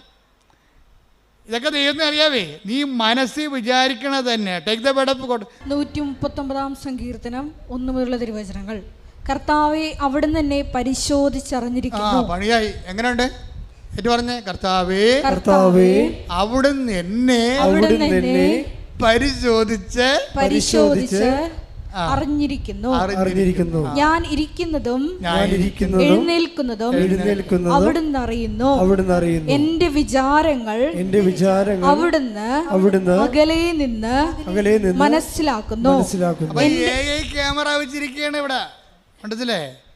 ക്യാമറ ഇപ്പോഴല്ല മനുഷ്യൻ കണ്ടുപിടിച്ചത്. ദൈവത്തിന് പണ്ടേ സംഭവമുണ്ട്. ഞാൻ നിന്റെ മൂമെൻറ്റ്സുകൾ അകലെ നിന്ന് വീക്ഷിച്ചുകൊണ്ടിരിക്കുകയാണെന്ന് പറഞ്ഞത്. അപ്പോൾ എന്ന് വെച്ച് കഴിഞ്ഞാൽ എൻ്റെ അർത്ഥം എന്ന് വെച്ച് കഴിഞ്ഞാൽ, നിങ്ങളെ പല ആൾക്കാരും ദൈവത്തെ വിശ്വസിക്കുന്നുണ്ടെങ്കിലും കുറച്ച് കഴിയുമ്പോൾ, നിങ്ങൾ ഒരു 5-6 മാസം കഴിയുമ്പോൾ നിങ്ങൾ സാക്ഷ്യം പറഞ്ഞാൽ പോലും നിങ്ങൾ പറയും, അതിപ്പോൾ അത് മറ്റു തരത്തിൽ നടക്കുമായിരുന്നു. ഇപ്പോൾ ഞാൻ ഉടമ്പടി എടുത്തില്ലെങ്കിൽ ചിട്ടി വീഴുമായിരുന്നു. ഞാൻ ഉടമ്പടി എടുത്തില്ലെങ്കിലും ആ സ്ഥലം വിറ്റ് പോകുമായിരുന്നു. എൻ്റെ പൊന്നു മകനെ ഇങ്ങനെ എങ്ങാനും വിചാരിച്ചാൽ അതിൻ്റെ അർത്ഥം എന്താണ്? നീ ഇത്രയും നാളെ കാട്ടിക്കൂട്ടിയതും എല്ലാം അണ്ടർ എസ്റ്റിമേറ്റ് ആയി സാധനം. ഇനി ഏത് കാലത്ത് നിനക്ക് ദൈവത്തിൻ്റെ അടുത്ത് വരാൻ പറ്റും? പല സമയത്ത് നീ ഞെളിഞ്ഞു നിന്ന് കർത്താവിൻ്റെ മുമ്പിൽ പറഞ്ഞതാണ്, ദൈവമാണ് എന്നെ സഹായിച്ചതെന്ന്. ഇതിൽ ആ പ്രാർത്ഥനയുടെ കെട്ട് വിട്ടപ്പോൾ നീ തനി നിറം കാണിക്കും. അതിപ്പോൾ അല്ലെങ്കിൽ ഞാൻ ജയിക്കുമായിരുന്നു, ഞാൻ കുറേ കഷ്ടപ്പെട്ടതല്ലേ. അതായത് ഒരിക്കലും നിങ്ങൾക്ക് പറ്റിക്കുന്ന അബദ്ധം എന്തറിയാവോ? സാക്ഷ്യം പറയുന്നവന് 10 മാർക്ക്. ഇനി ഈ സാക്ഷ്യം പ്രതിസാക്ഷ്യമാകും, കൗണ്ടർ വിറ്റ്നസിങ്ങും ആകും. അതിന് 20 മാർക്ക് നെഗറ്റീവാണ്. എന്താ കാര്യം? നിങ്ങളിപ്പോൾ മകള് ജയിച്ചു, IELTS ജയിച്ചു, അല്ലെങ്കിൽ അവൾ റാങ്ക്, അവൾക്ക് MBBS അഡ്മിഷനുള്ള റാങ്ക് ലിസ്റ്റിൽ കയറി. ഇപ്പം നിങ്ങൾ പറയും, ഞങ്ങൾ ഉടമ്പടി എടുത്തു, പത്രം കൊടുത്തു, പിന്നെ അവിടെ കൊണ്ട് ഉപ്പിട്ട് പ്രാർത്ഥിച്ചു, ദൈവം ഞങ്ങളെ സഹായിച്ചു എന്ന് പറയും. ഇപ്പം പറയും. ഒരു കൊല്ലം കഴിയുമ്പോൾ ഈ തള്ള തന്നെ നാക്കുകൊണ്ട് പറയും, അല്ലെങ്കിൽ ഞാൻ കുഞ്ഞുനാൾ മുതലേ അവളുടെ കൂടെ ഇരുന്ന് പഠിപ്പിച്ചതാണ് അവളെ. ഞങ്ങളൊരു കാറ്റക്കിസത്തിന് പോലും വിടാതെയാണ് പഠിപ്പിച്ചിരിക്കുന്നത്. അത് അവൾക്കറിയാം. അതൊക്കെ തന്നെ അപ്പം തന്നെ കൗണ്ടായിപ്പോയി. പിന്നെ ഈ സാധനം ഇനി നാളെ പോയി ദൈവത്തിനെ മറന്ന് അമ്മയും മകളെ പഠിപ്പിച്ചിരിക്കണ കാരണം ഇവൾ ആരെങ്കിലും വിശ്വാസം നടക്കാത്തവനെ ലൈനടിച്ചിട്ട് അവസാനം വിശുദ്ധിയില്ലാത്ത വിശ്വാസമില്ലാത്ത കുഞ്ഞിനെ പ്രസവിക്കും. അതെന്താ? ഈ അമ്മ വരുത്തി വെച്ചിരിക്കുന്ന സംഭവമാണിതെല്ലാം. ദൈവത്തെ മറന്ന് മക്കളെ കാറ്റക്കിസത്തിന് പോലും വിടാതെ 1ാം സ്ഥാനം പഠനത്തിന് കൊടുത്ത് ഉണ്ടാക്കലാണ് കാണിച്ചിരിക്കുന്നത്. ഒന്നും ഉറങ്ങിയാൽ നേരം വിളിക്കത്തില്ല. ദൈവത്തിൻ്റെ മുമ്പിലാണ് നിങ്ങൾ കളിക്കണമെങ്കിൽ നിങ്ങളെപ്പോഴും വിചാരിക്കണം എന്താണ്? ദൈവം ഉണ്ടായേക്കൊള്ളാം, ദൈവത്തെ അങ്ങനെ ഉള്ളിൻ്റെ ഉള്ളിൽ വേറെ ഒരു ചിന്തയുണ്ട് ആൾക്കാർക്ക്. ഇത്രയും നാൾ ഞാൻ കണ്ട ആൾക്കാർക്കെല്ലാം അവർക്ക് ഒരു പ്രൈമറി ആയിട്ട് നമ്മളെയൊക്കെ ബോധ്യപ്പെടുത്താൻ വേണ്ടിയുള്ള ഒരു മനുഷ്യൻ, നമ്മളെയൊക്കെ ബോധ്യപ്പെടുത്താൻ വേണ്ടി വിശ്വാസത്തിൻ്റെ ഒരു കച്ച കെട്ടിയ ഒരു മനുഷ്യൻ, ഒരു വിശ്വാസത്തിന് മുഖം മൂടി അണിഞ്ഞൊരു മനുഷ്യൻ. യഥാർത്ഥ അത് ഈ മുഖം മൂടിയുള്ള കാരണം ദൈവം ഇവനിട്ട് പണിയോ എന്നുള്ള കാര്യത്തിൽ ഒരു ഡൗട്ടും ഇല്ല. വിശ്വാസത്തിൽ മുഖം മൂടി വെച്ചാൽ ഇന്നല്ലെങ്കിൽ നാളെ 10 കൊല്ലം കഴിഞ്ഞാൽ എൻ്റെ കുമ്പാരി നിന്നെ പണിതിരിക്കും. എന്താ കാര്യം എന്നറിയാമോ? ഞങ്ങളുടെ നാട്ടിലെ ഭാഷയാണ് ഈ കുമ്പാരി എന്നൊക്കെ ഉള്ളത്. തലതൊട്ടപ്പനാണ് ഈ കുമ്പാരി എന്ന് വിളിക്കുന്നത്. അത് വെച്ച് കഴിഞ്ഞാൽ നീ ഇന്ന് ദൈവത്തിന് കൊടുക്കേണ്ട മഹത്വം കുറച്ച് ഇപ്പം കൊടുത്തിട്ട് കുറച്ച് കഴിയുമ്പോഴത്ത് വകമാറ്റി ചെലവഴിച്ച് കഴിഞ്ഞാൽ നീ അടയാളപ്പെടുത്തു ദൈവത്തിൻ്റെ മുമ്പിലേ. എന്താ കാര്യം? പിന്നെ ആത്മവികാരങ്ങൾ വരും. ഈ സാക്ഷ്യം പറയാത്തവരോ സാക്ഷ്യത്തിൽ നിലനിൽക്കാത്തവരോ സാക്ഷ്യം പറഞ്ഞതിന് ശേഷം 6 മാസം കഴിയുമ്പോൾ പിന്നെ അത് അല്ലെങ്കിൽ നടക്കുമായിരുന്നു എന്ന് പറയുന്ന ആൾക്കാരില്ല. അവരാണ് ഏറ്റവും അപകടകാരികൾ. സാക്ഷ്യമെല്ലാം പറഞ്ഞ് ഉറപ്പിച്ചതിന് ശേഷം 6 മാസം കഴിയുമ്പോൾ തന്നെത്താൻ ചിന്തിരിക്കുകയാണ്, അല്ലെങ്കിലും ആ സ്ഥലം വിറ്റ് മാറുമായിരുന്നു. അവിടെ ബസ് സ്റ്റാൻഡ് വന്നതൊന്നും നമ്മളറിഞ്ഞില്ലല്ലോ, റിയൽ എസ്റ്റേറ്റുകാരറിഞ്ഞ് അപ്പോൾ അതുകൊണ്ട് ബസ് സ്റ്റാൻഡ് വന്ന കാരണം സ്ഥലത്തിന് വില കൂടണ കാരണം നമ്മുടെ സ്ഥലം നേരത്തെ അറിയാത്ത നമ്മുടെ കയ്യിൽ നിന്ന് അടിച്ചു മാറ്റിയതായിരുന്നു. ആ സ്ഥലം ഇന്ന് നമ്മുടെ കയ്യിൽ ഉണ്ടായിരുന്നെങ്കിൽ എത്ര ലക്ഷം രൂപ കിട്ടിയാലും അപ്പോൾ എന്ത് വരും? അന്ന് നിനക്ക് ജപ്തി നടപടിയിൽ നിന്ന് രക്ഷിച്ച ദൈവം ഇപ്പം ഞൊട്ടേണ്ടി വരണം. എന്താ കാര്യം? ദൈവം നിന്നോട് എന്താ അപരാധം ചെയ്ത പോലെയാണ് ഇപ്പം നീ പറയണത്. ആ സ്ഥലം വിറ്റുപോയത് ഇപ്പോൾ 6 മാസം ഇപ്പോഴാണ് ബസ് സ്റ്റാൻഡ് വന്നത്. നമുക്ക് ഈ ബസ് സ്റ്റാൻഡ് വന്ന കാര്യം പണ്ടേ റിയൽ എസ്റ്റേറ്റുകാർക്ക് അറിയാമായിരുന്നു. അതുകൊണ്ടാണ് അവന്മാർ വന്നിട്ട് പറഞ്ഞ വിലക്ക് സ്ഥലം എടുത്തിരിക്കണത്. നമുക്കറിയാൻ പറ്റില്ല, അതുകൊണ്ട് നമ്മുടെ സ്ഥലം പോയി. ഓക്കെ, ദൈവത്തിന് ഒരിക്കൽ കൊടുത്ത മഹത്വം ജപ്തി നടപടിയിൽ നിന്ന് ഒഴിവാക്കിയതിന് ഇപ്പം നീ ബസ് സ്റ്റാൻഡ് വന്ന് നീ കൊടുത്ത സ്ഥലത്ത് വില കൂടിയപ്പോൾ നീ മാറ്റി ചിന്തിക്കാൻ തുടങ്ങി. ഇതാണ് കൗണ്ടർ വിറ്റ്നസ്സിങ് എന്ന് പറയുന്നത്. ഇതൊക്കെ നിനക്കറിയാം. ഒരു ചിന്ത നിൻ്റെ ഉള്ളിൽ വരുന്നുമ്പോൾ തന്നെ അത് ഞാൻ അറിയുന്നു. എൻ്റെ ദൈവവേദന നിങ്ങൾ തീക്കട്ടയിൽ ഉറുമ്പരിക്കരുത്. എന്താ പ്രശ്നം വെച്ച് കഴിഞ്ഞാൽ ആദ്യമേ തന്നെ ഉടമ്പടി എടുക്കുമ്പോൾ തന്നെ ദൈവമായിട്ടൊരു ഉടമ്പടി ചെയ്യണം. എന്താ കാര്യം? ദൈവത്തിന് കൊടുക്കേണ്ട മഹത്വം പറഞ്ഞേ. ദൈവത്തിന് കൊടുക്കേണ്ട മഹത്വം മനുഷ്യനോ മൃഗങ്ങൾക്കോ കൊടുക്കാതെ എന്റെ മരണം വരെ ദൈവത്തിന് മാത്രമേ കൊടുക്കൂ. അപ്പൊ ഈ മേഖലയിലെ കോളം കൃത്യമായിട്ട് പൂരിപ്പിച്ച പിന്നെ കുറച്ച് ആശ്വാസമായി. എന്താ കാര്യം? ഇനി നമുക്ക് പ്രശ്നമില്ല. നമ്മൾ ദൈവമായിട്ട് വിശ്വസ്തത എന്നുള്ള വിഷയത്തിൻ്റെ ഭാഗമായിട്ട് വരുന്ന പഠനങ്ങളാണിത്. ഉടമ്പടി എടുത്തതിന് ശേഷം സാക്ഷ്യം പറഞ്ഞതിന് ശേഷം പിന്നെ 6 മാസം കഴിയുമ്പോൾ സാക്ഷ്യം മറിച്ച് ചിന്തിക്കുമ്പോൾ അവിശ്വസ്തതയാണ് അവിടെ വരണത്. അപ്പോൾ അത് വിശ്വസ്തതയിൽ ഉടമ്പടിയുടെ കാര്യത്തിൽ വിശ്വസ്തത മരണം വരെയാണ് വരണത്. അപ്പം അങ്ങനെ വരുമ്പോൾ എന്താ വെച്ച് കഴിഞ്ഞാൽ ദൈവം ഒരാളെ വിശ്വസിച്ച് പോയാൽ അയാളുടെ ക്വാളിറ്റി ആയിരിക്കും അത്. അല്ല ഓരോ അണ്ണന്മാർ വന്ന് അങ്ങോട്ട് ഉന്തുമ്പോൾ അങ്ങോട്ട് പോകും, ഇങ്ങോട്ട് ഉന്തുമ്പോൾ ഇങ്ങോട്ട് വരും, അങ്ങനെ എടുക്കത്തില്ല. അവിടെ ക്വാളിറ്റിയാണ്. അതിപ്പോൾ ഞാൻ അങ്ങനെ ചെയ്തു പോയി, അയാളപ്പം അങ്ങനെയോട് പറഞ്ഞപ്പോൾ എനിക്ക് അതാണ് സത്യമെന്ന് വിചാരിച്ച് ഞാൻ ഈ ദൈവത്തിനെതിരെ സംസാരിക്കുന്നതിന് വെച്ച് പൊറപ്പിക്കത്തില്ല. നിങ്ങൾ എന്നെക്കുറിച്ച് എന്ത് ചുക്ക് സംസാരിച്ചാൽ എനിക്ക് പ്രശ്നമില്ല. ഞാൻ നിങ്ങൾ മരിച്ചു പോയിട്ട് മണ്ണടിക്കുന്ന ആൾക്കാരാണ്. നിങ്ങളുടെ എന്നെ അംഗീകരിച്ചുകൊണ്ട് എനിക്ക് എന്നാ കിട്ടാനാണ്? ഒന്നും കിട്ടാനില്ല. പക്ഷേ ഞാൻ കർത്താവിൻ്റെ വചനമാണ് നിങ്ങൾ പറഞ്ഞിട്ടുണ്ടെങ്കിലല്ല ദൈവത്തിൻ്റെ ദിവസം എനിക്കൊരു ഓർമ്മ കിട്ടും, എനിക്കത് മതി. അതുകൊണ്ടാണ് ഞാൻ ഇങ്ങനെ മോശമായിട്ട് സംസാരിക്കണത്. ജനങ്ങളെ വിശുദ്ധീകരിക്കാനും ശക്തീകരിക്കാനും മരണം വരെ ദൈവത്തിൻ്റെ തിരുസന്നിധി കർത്താവിൻ്റെ വിശുദ്ധമായ രക്തത്തെ വീണ്ടെടുക്കപ്പെട്ട ദൈവത്തിൻ്റെ അവകാശമായി നിങ്ങളെ സംരക്ഷിക്കാനുള്ള ബാധ്യതയ്ക്കാണ് ഈ പട്ടം മേടിച്ചിരിക്കുന്നത്. ഞാൻ എന്തെങ്കിലും നിങ്ങൾ പറയണമെന്ന് വെച്ച് കഴിഞ്ഞാൽ ഞാൻ നിങ്ങൾ നിശ്ചയിക്കല് ചെയ്യണത് നിങ്ങൾക്ക് ഉപ്പായിക്കൊണ്ട് നിങ്ങൾ കേടുവരാൻ സൂക്ഷിക്കപ്പെടണമെന്നുണ്ട്. എവിടെ വരെയാണ്? നിത്യതയിൽ ദൈവത്തെ കണ്ടെത്തുന്നവരെ. വാട്ട് സ്പിരിറ്റ് ലീഡ്സ് യു എന്ന് കർത്താവ് ചോദിച്ചത് എന്തുകൊണ്ടാണ്? എന്തരൂപിയാണ് നിങ്ങൾ നയിക്കണതെന്ന് കർത്താവ് എപ്പോഴും ഇൻസ്പെക്ട് ചെയ്യുന്ന ഒരു ചോദ്യമാണത്. നിങ്ങൾ നയിക്കണ അരൂപി എന്താണെന്ന്. കളിയാക്കുന്നവരെ നയിക്കണ അരൂപി എന്താണ്? കളിയാക്കി കേട്ടപ്പോൾ കുഞ്ഞിനെ അബോർഷൻ ചെയ്യാൻ പോകുന്ന ഇവളെ നയിക്കണ അരൂപി എന്താണ്? ദുഷ്ടാരൂപിയാണ് അല്ലെങ്കിൽ ലോകാരൂപിയാണ്. ലോകാരൂപിയിലെ ദുഷ്ടാരൂപിയിലെ ഉടമ്പടി വർക്ക് ചെയ്യത്തില്ല. എന്താ കാര്യം? ഈ ആത്മാവിനെ സ്വീകരിക്കാൻ take the word of God 14:17 ശ്രദ്ധിക്കട്ടെ.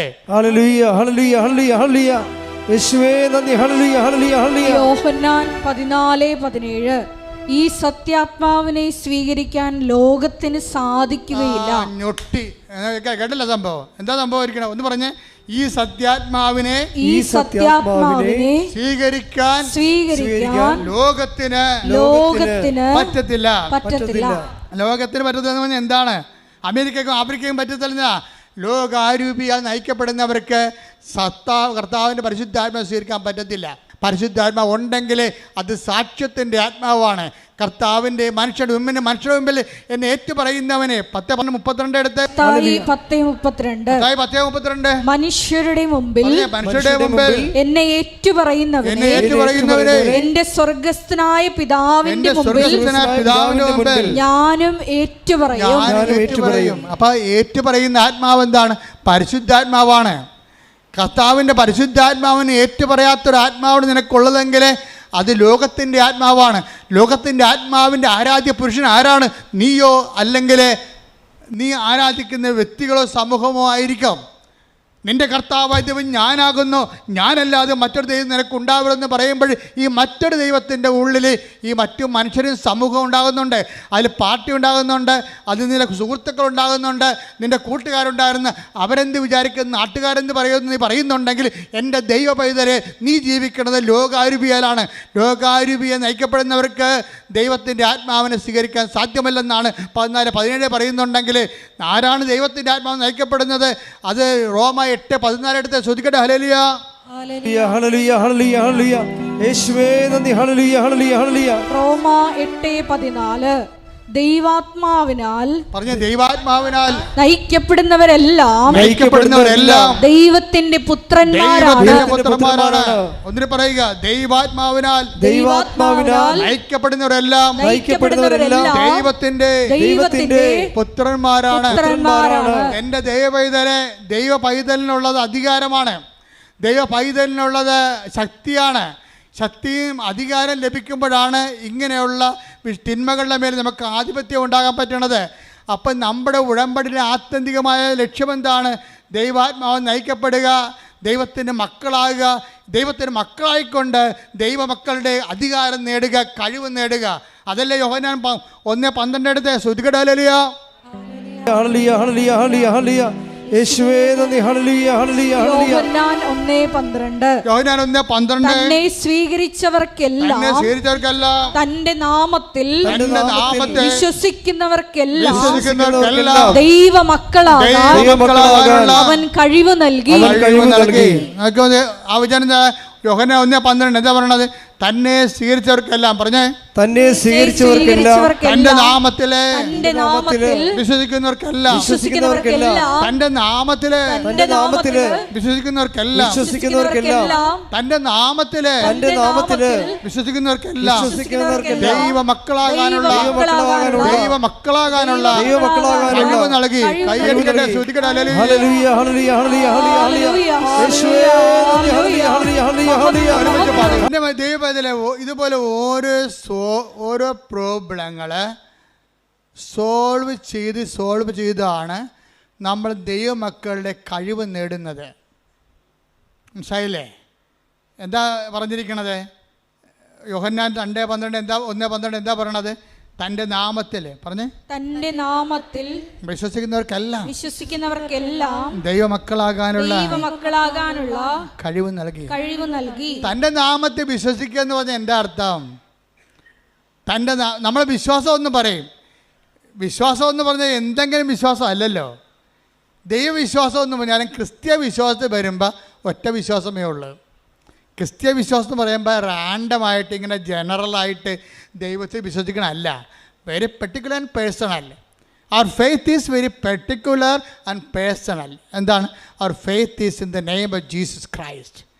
അവൻ്റെ നാമത്തിലാണ് വിശ്വസിക്കുന്നത്. പറഞ്ഞ്, എൻ്റെ വിശ്വാസം അവന്റെ നാമത്തിൽ വിശ്വസിക്കുന്ന എനിക്ക് ദൈവമക്കളാകാനുള്ള കഴിവ് നൽകുന്ന നല്ല പിതാവേ, നന്ദി പറയുന്നു, എനിക്ക് സ്തോത്രം ചെയ്യുന്നു, ആരാധിക്കുന്നു.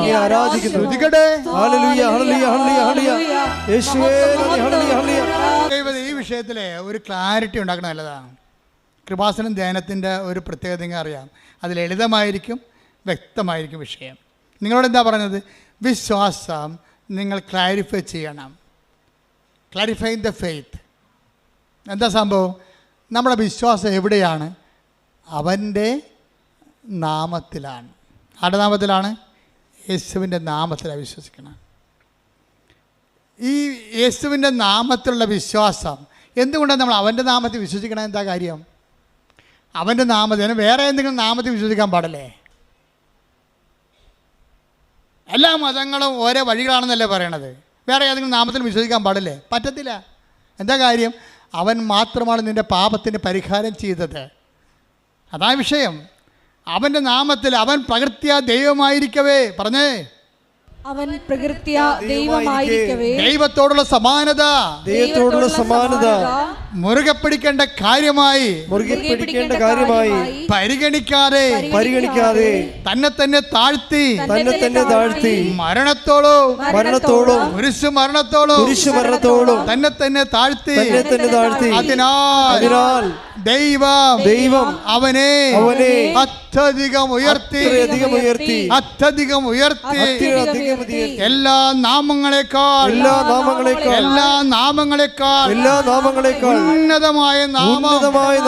ഉന്നതമായ നാമം കൈയെടുക്കട്ടെ. അതാണ് പൗലോസ് പറയണത്, ഞാൻ ആശ്രയം വച്ചിരിക്കുന്നത് ആരിലാണെന്ന് എനിക്കറിയാം. എന്താണ്? എല്ലാ നാമങ്ങളെക്കാൾ ഉന്നതമായ നാമത്തിലാണ്. അതിനാൽ ദൈവം അവനെ അത്യധികം ഉയർത്തി എല്ലാ നാമങ്ങളെക്കാൾ ഉന്നതമായ നാമം അവിടത്തേക്ക് നൽകി. അതിനാൽ അവന്റെ നാമം കേൾക്കുന്ന മാത്രയില് take the bed of God സ്തുതിക്കട്ടെ. ഹല്ലേലൂയ ഹല്ലേലൂയ യേശുവേ നന്ദി. ഹല്ലേലൂയ ഹല്ലേലൂയ ഹല്ലേലൂയ ഹല്ലേലൂയ ഹല്ലേലൂയ യേശുവേ സ്തുതി. ഹല്ലേലൂയ ഹല്ലേലൂയ ഹല്ലേലൂയ ഹല്ലേലൂയ. 2:9-10 ആകയാൽ ദൈവം അവനെ അത്യധികം ഉയർത്തി. പറഞ്ഞേ, ആകയാൽ ദൈവം അവനെ അത്യധികം ഉയർത്തി. ആകയാൽ ദൈവം അവനെ അത്യധികം ഉയർത്തി എല്ലാ നാമങ്ങൾക്കും ഉപരിയായ നാമം നൽകുകയും ചെയ്തു. ഇത് യേശുവിന്റെ നാമത്തിനു മുമ്പിൽ സ്വർഗത്തിലും ഭൂമിയിലും പാതാളത്തിലുമുള്ള സകലരും മുട്ടുകൾ മടക്കുന്നതിനും യേശു ക്രിസ്തു കർത്താവാണെന്ന് പിതാവായ ദൈവത്തിന്റെ മഹത്വത്തിനായി എല്ലാ നാവുകളും ഏറ്റുപറയുന്നതിനും വേണ്ടിയാണ്. അപ്പൊ യേശു ക്രിസ്തു ആരാണെന്ന് പറഞ്ഞത്? കർത്താവ്. എങ്ങനെ കർത്താവ് ആകണത്? യേശുക്രിസ്തു കർത്താവാണെന്ന് പിതാവായ ദൈവത്തിന്റെ മഹത്വത്തിനായി എല്ലാ നാവുകളും ഏറ്റുപറയുന്നതിനും വേണ്ടിയാണ്. അതായത് എല്ലാ നാവുകളും ഏറ്റു പറയണം. എന്താ പറയണം? യേശുക്രിസ്തു കർത്താവാണെന്ന്. എന്തുകൊണ്ടാണ് ഇവൻ കർത്താവായത്? എല്ലാ നാമങ്ങളുടെയും ഉന്നതമായ നാമം. എല്ലാ നാമങ്ങളെന്ന് പറയുന്നത് എന്താണ്? ഇപ്പം ജപ്തി എന്ന് പറഞ്ഞ ഒരു നാമമല്ലേ? ബാങ്ക് മാനേജർ നമ്മൾ പറയുന്ന ഒരു നാമമാണ് ജപ്തി. ക്യാൻസർ ഡോക്ടർ പറയുന്ന ഒരു നാമമാണ്. അങ്ങനെ ലോകത്ത് ജപ്തികളുണ്ട്. അതുപോലെ തന്നെ പലതരത്തിലുള്ള നാമങ്ങളുണ്ട്. സംശയം ഒരു നാമമാണ്, മദ്യപാനം ഒരു നാമമാണ്.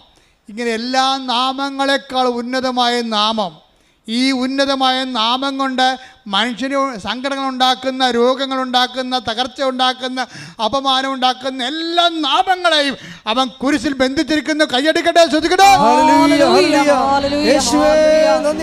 നിങ്ങൾക്കൊരു സങ്കടം ഉണ്ടാകുമ്പോൾ, നിങ്ങൾക്ക് രോഗം ഉണ്ടാകുമ്പോൾ നിങ്ങൾ എന്താ പറയണത്?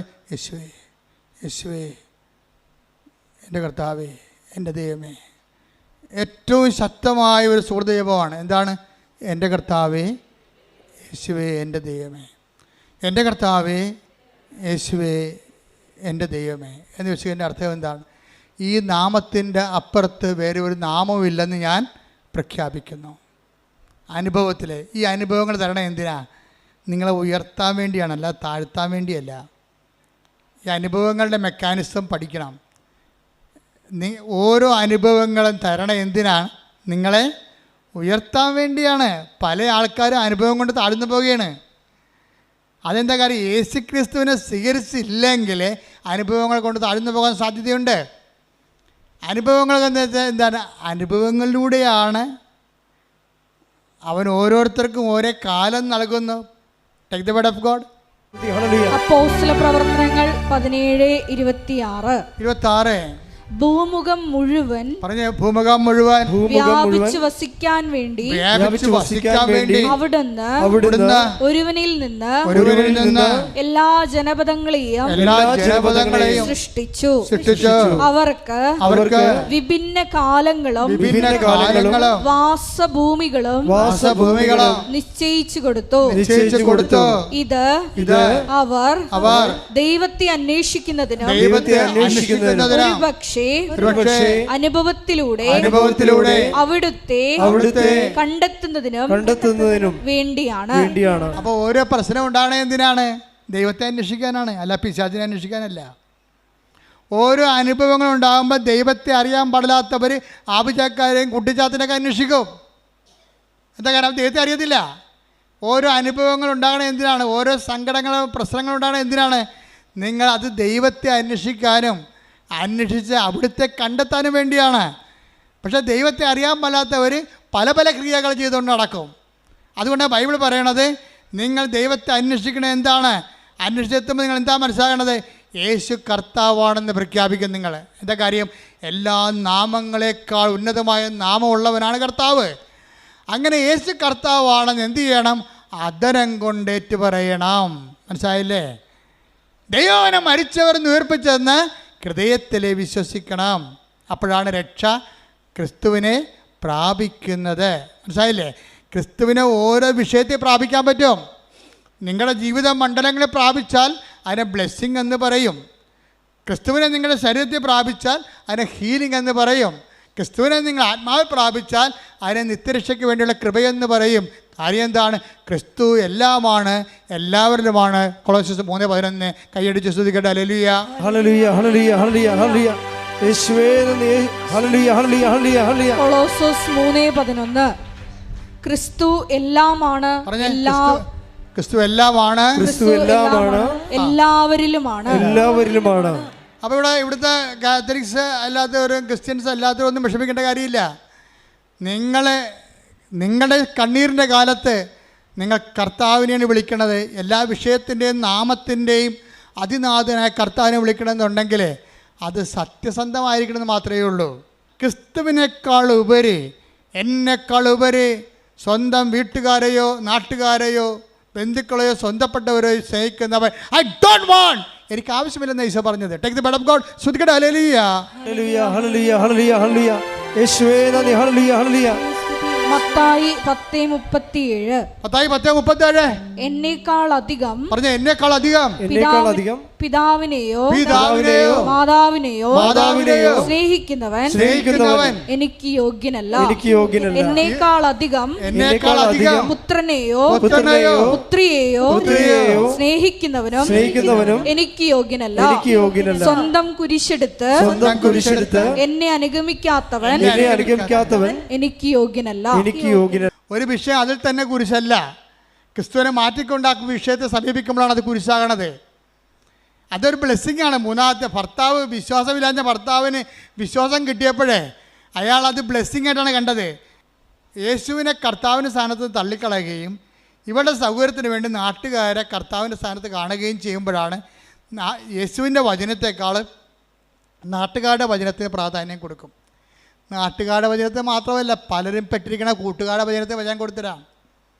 പലരും പെട്ടിരിക്കണത് കർത്താവിൻ്റെ വചനം നേരെ ചൊവ്വയുള്ള സംഭവമാണ്. നിങ്ങളുടെ കയ്യിൽ ഉടായ്പുണ്ടെങ്കിൽ മാത്രമേ കൂട്ടുകാരുടെ വചനത്തിന് പ്രാധാന്യം കൊടുക്കുകയുള്ളൂ. എനിക്ക് ഏറ്റവും പേടി ആൻറ്റിമാരെയാണെന്ന് ഞാൻ എപ്പോഴും പറയും.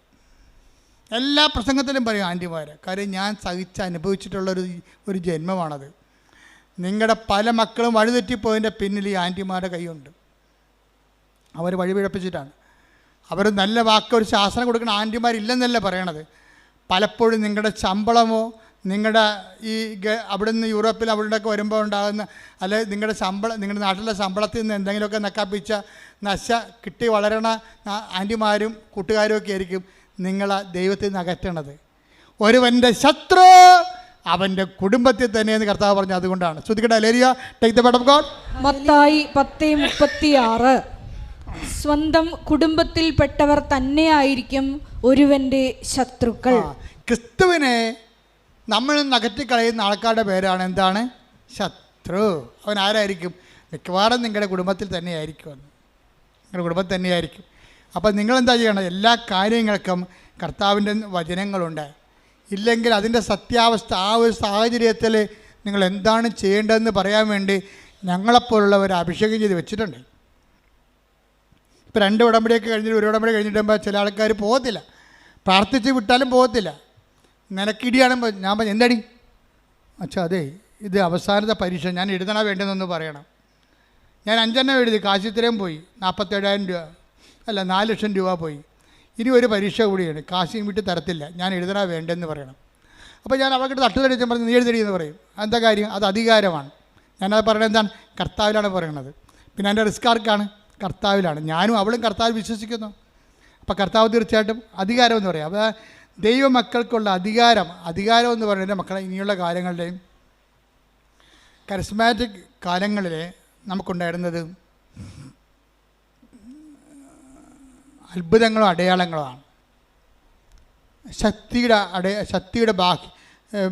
ശക്തിയുടെ പ്രകടരൂപങ്ങളാണ് അത്ഭുതങ്ങളും അടയാളങ്ങൾ.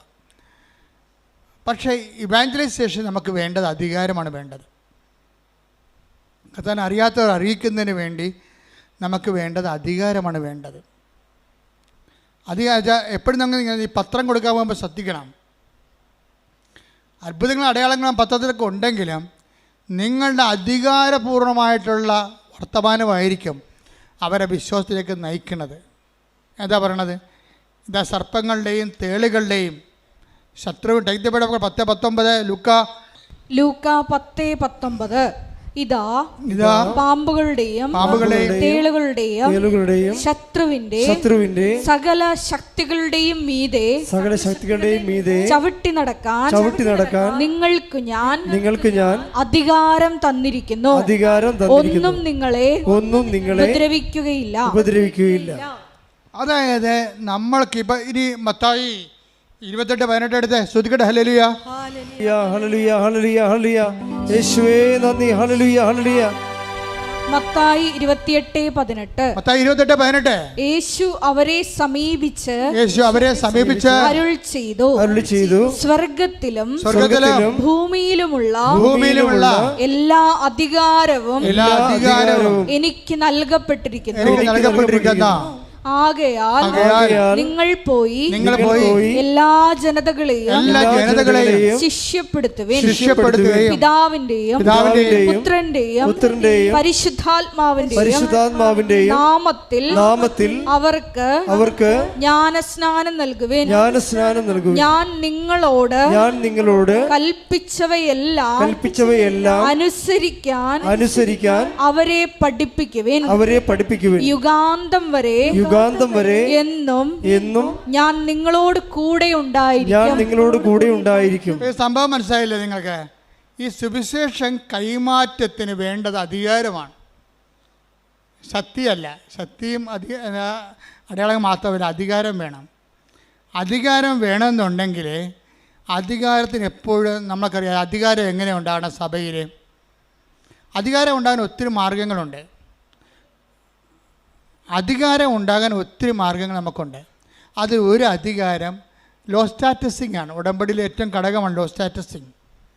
എന്നുവെച്ചാൽ അതിനാൽ അത്യധികം അവനെ ഉയർത്തി എല്ലാ നാമങ്ങൾക്ക് ഉന്നതമായ നാമം അവിടത്തേക്ക് നൽകി. അവന് നാമം കേൾക്കുമ്പോഴേ താഴെ പാതാളത്തെ ഭൂസ്വർഗങ്ങളുമുള്ള എല്ലാ ജീവജാലങ്ങളും മുഴങ്കാൽ മടക്കേണ്ടിയിരിക്കുന്നു. അധികാരത്തിന് ശക്തി അതാണ്. അധികാരമെന്ന് പറയുമ്പോൾ അധികാരമുള്ളവർക്ക് മാത്രമേ സുവിശേഷ വേല ചെയ്യാൻ പറ്റത്തുള്ളൂ. അതുകൊണ്ട് നിങ്ങൾ പത്രം കൊടുക്കുന്നവർ കർത്താവേ സുവിശേഷ ചൈതന്യത്തിൻ്റെ അധികാരം തരാൻ പ്രാർത്ഥിക്കണം. കാരണം നിങ്ങൾ പോണ തേളുകളുടെയും പാമ്പുകളുടെയും ശത്രുവിൻ്റെ സകല ശക്തികളുടെ നേർക്കാണ് പോണത്. നിങ്ങൾ പറയും അച്ഛന് കാശുണ്ടാക്കാനാണത്. നിങ്ങൾക്ക് എന്ത് കാര്യം? നിങ്ങൾക്ക് വിദ്യാഭ്യാസമില്ലേ? നിങ്ങൾക്ക് എന്താ പത്രം നടക്കേണ്ട കാര്യമുണ്ട്? ഇതാ ശത്രുക്കളുടെയും തേളുകളുടെയും ശത്രുവിൻ്റെ പിശാചിൻ്റെ എല്ലാ ശക്തികളടുത്തേക്കാണ് നിങ്ങൾ പോണത്. ആ ശക്തിയെ അതിജീവിക്കുന്ന അധികാരം തന്നാൽ നിങ്ങളെ വിടുന്നത്.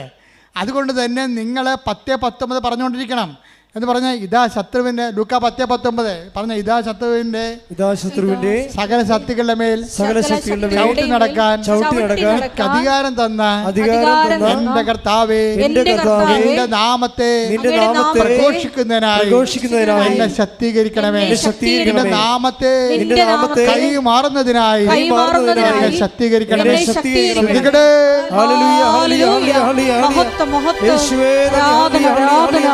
അത് ഉടമ്പടിയിലാണ് മത്തായിയുടെ സുവിശേഷം അവസാനിക്കണത്. മത്തായിയുടെ സുവിശേഷം 18:18 അങ്ങോട്ട് വായിച്ചു തന്നൂടി. അവരെ സമീപിച്ച് അരുൾ ചെയ്തു, സ്വർഗത്തിലും ഭൂമിയിലുമുള്ള എല്ലാ അധികാരവും എനിക്ക് നൽകപ്പെട്ടിരിക്കുന്നു. അടുത്ത വാചനം, ആകയാൽ ആകയാൽ നിങ്ങൾ പോയി എല്ലാ ജനതകളെയും ശിഷ്യപ്പെടുത്തുവിൻ. പിതാവിന്റെയും പുത്രന്റെയും പരിശുദ്ധാത്മാവിന്റെയും നാമത്തിൽ അവർക്ക് ജ്ഞാനസ്നാനം നൽകുവിൻ. ഞാൻ നിങ്ങളോട് കൽപ്പിച്ചവയെല്ലാം അനുസരിക്കാൻ അവരെ പഠിപ്പിക്കുവിൻ. യുഗാന്തം വരെ എന്നും ഞാൻ നിങ്ങളോട് കൂടെ ഉണ്ടായിരിക്കും. അതാണ് 28:20. എന്താണ്? ഞാൻ നിങ്ങളോട് പറഞ്ഞേ, ഞാൻ നിങ്ങളോട് കൽപ്പിച്ചവയെല്ലാം അനുഷ്ഠിക്കുവാൻ അവരെ അഭ്യസിക്കുവേൻ. അതാണ് ഞാൻ പറഞ്ഞതുപോലെ, അവൻ പറഞ്ഞതുപോലെ ചെയ്യുക. അതാണ് ഉടമ്പടി. ഉടമ്പടിയുടെ ഉദ്ദേശം എന്താണ്? അധികാരത്തോടുകൂടി കർത്താവിനെ കൈമാറുകയും കർത്താവിൻ്റെ വചനം അനുസരിച്ചുകൊണ്ട് ജീവിക്കാൻ വേണ്ടി ഒരു ജനതയെ ഒരുക്കുകയും ചെയ്യുകയാണ്. അതിന് നെറ്റപ്പെട്ട് എന്താണ്? യുഗാന്ത്യം വരെ ഞാൻ നിങ്ങളുടെ കൂടെ ഉണ്ടായിരിക്കും. ഉടമ്പടി പ്രസൻസ് അങ്ങനെ വരണത്. കർത്താവിൻ്റെ വചനം അനുസരിച്ച് ജീവിക്കുമ്പോൾ വാഗ്ദാനത്തിൻ്റെ ഭാഗമാണ് ദൈവത്തിൻ്റെ സാന്നിധ്യം. കൈയടിക്കട്ടെ, സ്തുതിക്കട്ടെ.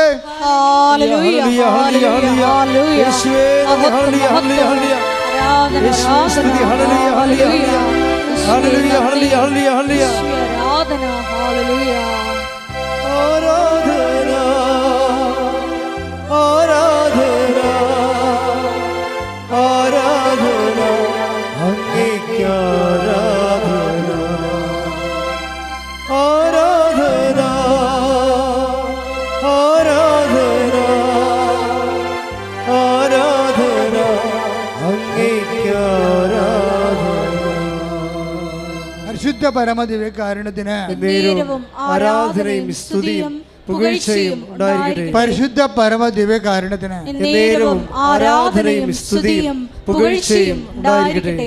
ഭർത്താവ് ഇപ്പം എന്ത് ചെയ്യുന്നറിയാമോ? ഇവളെ അറിയിക്കാതെ, പണ്ട് ഇവള് ഭർത്താവിനെ അറിയിക്കാതെയാണ് ഒന്ന് ഉടമ്പടി എടുത്തത്. ഇപ്പോൾ ഭർത്താവ് ചിരിക്കണത് എന്താണ്? ഇവള് കുഞ്ഞിനെ കൊല്ലാൻ നടക്കണ കാരണം, അവൾ ഡിപ്രഷൻ അടിച്ചിരിക്കണ കാരണം ഭർത്താവ് അവളറിയിക്കാതെ വന്ന് സ്വന്തമായിട്ട് ഉടമ്പടി എടുത്ത്. ഒരു സ്റ്റോറി പോണ പോക്ക് കണ്ടില്ലേ? എന്ത് രസമാണ് കേൾക്കാൻ. എന്നിട്ട് ആ ഉടമ്പടി ഈ കുഞ്ഞിനെ പ്രൊട്ടക്റ്റ് ചെയ്യും. അവസാനം കുഞ്ഞിനെ പ്രസവിക്കും. 3ാമത്തെ കുഞ്ഞിനെ പ്രസവിച്ച് കഴിയുമ്പോൾ ഈ കുഞ്ഞിന് മൊത്തം മഞ്ഞ നിറവാണ്. ഇപ്പം കുഞ്ഞുങ്ങൾക്ക് 80% കുഞ്ഞുങ്ങൾക്ക് മഞ്ഞ നിറമുണ്ട്. ഇത് 80% അല്ല, 90-97% മഞ്ഞ നിറവാണ്. അപ്പോൾ കുഞ്ഞിനെ ഉടനെ അവർ എമർജൻസി ആയിട്ട് വേറൊരു ഗവൺമെൻറ് ആശുപത്രിയിലേക്ക് ഷിഫ്റ്റ് ചെയ്യും. കൊച്ചിനെ അവിടെ കൊണ്ടുപോകുമ്പോൾ ഡോക്ടർ പറയും, 1 മിനിറ്റേ ഉള്ളു, നിങ്ങൾ എത്രയും വേഗം പോയി ബ്ലഡ് ബാങ്കിൽ നിന്ന് ബ്ലഡ് കൊണ്ടുവരണം. ഈ ബ്ലഡ് കയറ്റിയില്ലെങ്കിൽ കൊച്ചി ഇപ്പം മരിക്കുമെന്ന് പറയും.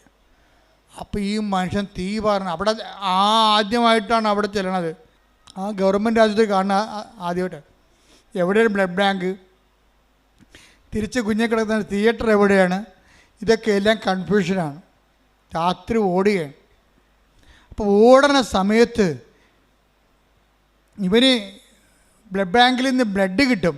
ഒരു ബ്ലഡ് കണ്ടെയ്നറിൽ ബ്ലഡ് കൊടുക്കും. ഈ ബ്ലഡും പിടിച്ചുകൊണ്ട് ഇവൻ ഓടുകയാണ്. പക്ഷേ എങ്ങോട്ട് ഓടണമെന്ന് അറിയത്തില്ല, തെക്കും വടക്കും അറിയാൻ പാടില്ല. അവിടെ ചെന്നൊരു സെക്യൂരിറ്റി ചോദിക്കുന്നത് ഈ ബ്ലഡ് എവിടെ കൊടുക്കേണ്ടതെന്ന് പറയുമ്പോൾ ബ്ലഡ് കൊടുക്കും. ഉടനെ ബ്ലഡ് കൊടുക്കുമ്പോൾ ഇവൻ്റെ ചിറ്റ, തങ്കച്ചിറ്റ എന്നാണ് അവൻ പറയണത്. തങ്കച്ചിറ്റ ഇരുട്ടത്ത് കൂടി വന്നു വെച്ചും കൊന്ത കൊണ്ടുവന്ന് ഈ ബ്ലഡെ വെക്കും. കർത്താവേ ഈ രക്തം നിൻ്റെ രക്തമായി മാറട്ടെ. ഈ കാലത്ത് ആൾക്കാരുടെ വിശ്വാസം എന്ന് പറഞ്ഞാൽ എന്നാ വിശ്വാസമാണ്. തങ്കച്ചിറ്റ തടഞ്ഞെടുത്തിട്ട് പറയണേ, കർത്താവേ ഈ രക്തം നിൻ്റെ രക്തം, അവളുടെ പ്രാർത്ഥിക്കുന്ന കൊന്ത എടുത്ത് തിമ്മ വെച്ചിട്ട് രക്തത്തിൽ, കർത്താവേ ഈ രക്തം നിൻ്റെ രക്തമായി മാറട്ടെ. ഒറ്റ വാക്ക്. പിന്നെ ഇവൻ ഓടണം മുഴുവനും, കർത്താവേ നിൻ്റെ രക്തമാക്കണമേ. ഇത് കുഞ്ഞിൻ്റെ ശരീരത്തിൽ കയറുമ്പോൾ തന്നെ നിൻ്റെ രക്തമായിട്ട് കയറണമേ എന്നാണ്. അവൻ ഒരു കണക്കിന് സ്ഥലത്ത്, സെക്യൂരിറ്റി പറഞ്ഞ സ്ഥലത്ത് ചെന്ന് ചാടി ബ്ലഡ് കൊടുത്ത് ബ്ലഡ് കൊച്ചിന് കയറി. അതുപോലെ തന്നെ കൊച്ച് രക്ഷപ്പെട്ട്. അവൻ ആ സാക്ഷ്യത്തിൻ്റെ അവസാനം പറയേണ്ട സംഭവമുണ്ട്. എല്ലാം ശാസ്ത്രമാകാം, പക്ഷേ ശാസ്ത്രമല്ലാത്ത കാര്യങ്ങളുണ്ട്. എന്താ കാര്യം? ഈ 1 മിനിറ്റിനുള്ളിൽ ഈ രക്തം എനിക്ക് കിട്ടിയിട്ട് ഞാൻ ഈ രക്തവും കൂടി കുഞ്ഞിൻ്റെ അടുത്ത് എത്തിയതിൽ ശാസ്ത്രമില്ല, അവിടെ ദൈവം മാത്രമേ ഉള്ളെന്ന്. അത് എനിക്ക് ഭയങ്കര ഞെട്ടിപ്പോയി. അവൻ എന്ത് കറക്റ്റായിട്ടാണ് ഞാൻ അനലൈസ് ചെയ്യണത്. 1 മിനിറ്റ് മാത്രമേ ഉള്ളെന്ന് പറഞ്ഞ സ്ഥലത്ത് ഈ രക്തം എടുത്തുകൊണ്ട് ആ 1 മിനിറ്റാണോ 2 മിനിറ്റാണോ 3 മിനിറ്റ് ആക്കേണ്ടത് ദൈവമാണ്. അവിടെ ശാസ്ത്രത്തിലൊന്നും ചെയ്യാനില്ല. ഇവിടെ കൊണ്ടുവന്ന് ഞാൻ കൊടുക്കും. ആ രക്തകത്ത് കയറുന്നവരെ ആ പറഞ്ഞ സമയത്ത് അവിടെ എത്തിക്കുന്നതിൽ ശാസ്ത്രമില്ല. അവിടെ എന്താണ്? വിശ്വാസം മാത്രമേ ഉള്ളൂ. അത് തങ്കച്ചേറ്റിയുടെ വിശ്വാസമാണ്. കർത്താവ്, ഈ രക്തത്തെ നിൻ്റെ രക്തമായി മാറ്റണമേ എന്നുള്ളത്. അത് കയറുമ്പോഴാണ് കുഞ്ഞിൻ്റെ മഞ്ഞ നിറത്തിലിരുന്ന ശരീരം മുഴുവൻ ചുവന്നുകൊണ്ട് വരും. എന്താ കാര്യം? കർത്താവ് അതിനെ ആശീർവദിച്ചു, കുഞ്ഞിൻ്റെ ജീവനെ തിരിച്ചെടുക്കുകയാണ്. നിങ്ങളുടെ ഫെയ്ത്ത് ഗ്രാഫിലെ ഒടിയൻ ഗ്രാഫിൽ ഒത്തിരി ഒടിഞ്ഞൊടിഞ്ഞ് താഴേക്ക് പോയാൽ നിങ്ങൾ തോറ്റെന്നതിൻ്റെ അർത്ഥം. ഇടയ്ക്കൊക്കെ തിരിച്ച് ഒടിയാം, സ്വാഭാവികമാണ്. പക്ഷേ ഫെയ്ത്ത് ഗ്രാഫ് എപ്പോഴും വളരണമാണ്. വിശ്വാസത്തിൽ വളരുന്നില്ലെങ്കിൽ വിശ്വാസത്തിൽ തളരുന്നതാണ് അതിൻ്റെ കൗണ്ടെന്ന് പറയണത്. അതുകൊണ്ട് ആവശ്യമില്ലാതെ നിങ്ങളുടെ സൗകര്യം നോക്കിയിട്ട് മറ്റവരെന്ത് പറയും, വീട്ടുകാരെന്ത് പറയും, കൂട്ടുകാരെന്ത് പറയും, പാർട്ടിക്കാരെന്ത് പറയും, ഒരു മനുഷ്യൻ നോക്കരുത്. നിൻ്റെ കർത്താവ് എന്ത് പറയുന്നു അതനുസരിച്ച് ചെയ്യാനാണ് നീ ഉടമ്പടി എടുത്തിരിക്കുന്നത്. അത് നിന്നെ ഉയർത്തുകയും നിലനിർത്തുകയും ചെയ്യും. കാര്യം അവൻ്റെ നാമം എല്ലാ നാമങ്ങളെക്കാൾ ഉന്നതമായ നാമം. അവൻ്റെ നാമത്തിന് അറിയാത്തവർ അറിയിക്കാനും അറിഞ്ഞവരെ ആഴപ്പെടുത്താനും വേണ്ടി അഭിഷേകം മേടിച്ച ആളാണ് നീ എന്നുള്ള ബോധ്യം. ആ ബോധ്യം നിന്നെ ഊട്ടി ഉറപ്പിക്കാൻ വേണ്ടി ഇടയ്ക്കിടയ്ക്ക് കൊച്ചു കൊച്ചു പ്രശ്നങ്ങളുണ്ടാകും. അതെല്ലാം പ്രാർത്ഥനയും വിശ്വാസം കൈകാര്യം ചെയ്യാൻ കർത്താവ് നിന്നെ അനുഗ്രഹിക്കട്ടെ. ശ്രുതികട്ടെ.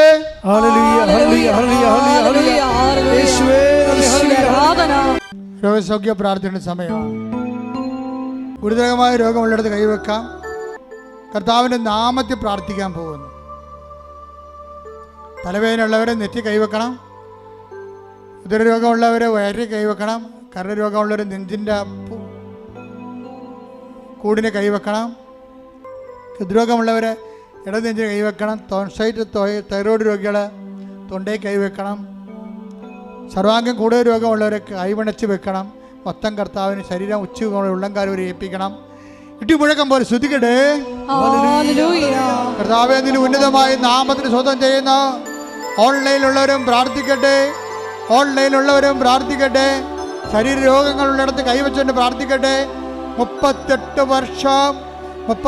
വർഷം ഞാൻ അർപ്പിച്ച കുർബാനയുടെ യോഗ്യതയാൽ കൃപാസന അൾത്താറെ സമയ ഘടികാരം നെഞ്ചിൽ ചാർത്ത് ജീവനോടെ പ്രത്യക്ഷപ്പെട്ട പരിശുദ്ധ അമ്മയുടെ മാധ്യസ്ഥത്തില് യേശുവിൻ്റെ നാമത്തില്, യേശു കർത്താവിൻ്റെ നാമത്തില് മാരക രോഗങ്ങള്, തീരാവേദികള്, ജീവിത ദുരിതങ്ങള്, ജീവിത തടസ്സങ്ങള്, ജോലിയില്ലാത്ത അവസ്ഥകള്, വിസ കിട്ടാത്ത അവസ്ഥകള്, സാമ്പത്തിക തകർച്ചകള്, വീടില്ലാത്ത അവസ്ഥകള്, സ്ഥലമില്ലാത്ത അവസ്ഥകള്, സമാധാനമില്ലാത്ത അവസ്ഥകള്, അകന്നുപോയ ഭാര്യ ഭർത്താക്കന്മാര്, മക്കളില്ലാത്തവര്, സാമ്പത്തിക തകർച്ച വന്നുപോയവര്, കടത്തിലായിപ്പോയവര്, ജപ്തിയായിപ്പോയവര്, മാരക രോഗികള്, ജീവിതത്തിന്റെ സർവമണ്ഡലങ്ങള് യേശുവിന്റെ നാമത്തിൽ സൗഖ്യം പ്രാപിക്കട്ടെ, വിടുതൽ പ്രാപിക്കട്ടെ.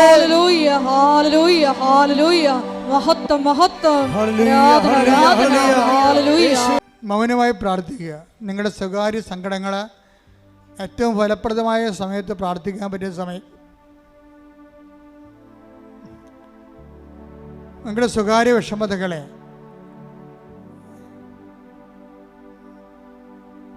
ഏറ്റവും ഫലപ്രദമായി പ്രാർത്ഥിക്കാൻ പറ്റിയ സമയമാണ് ഈ ആരാധന സമയം.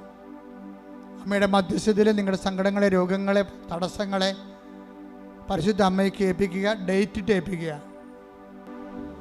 ശിരസ് നമിച്ച് നമുക്ക് ദിവ്യകാരുണ്യനാഥൻ്റെ ആശീർവാദം സ്വീകരിക്കാം.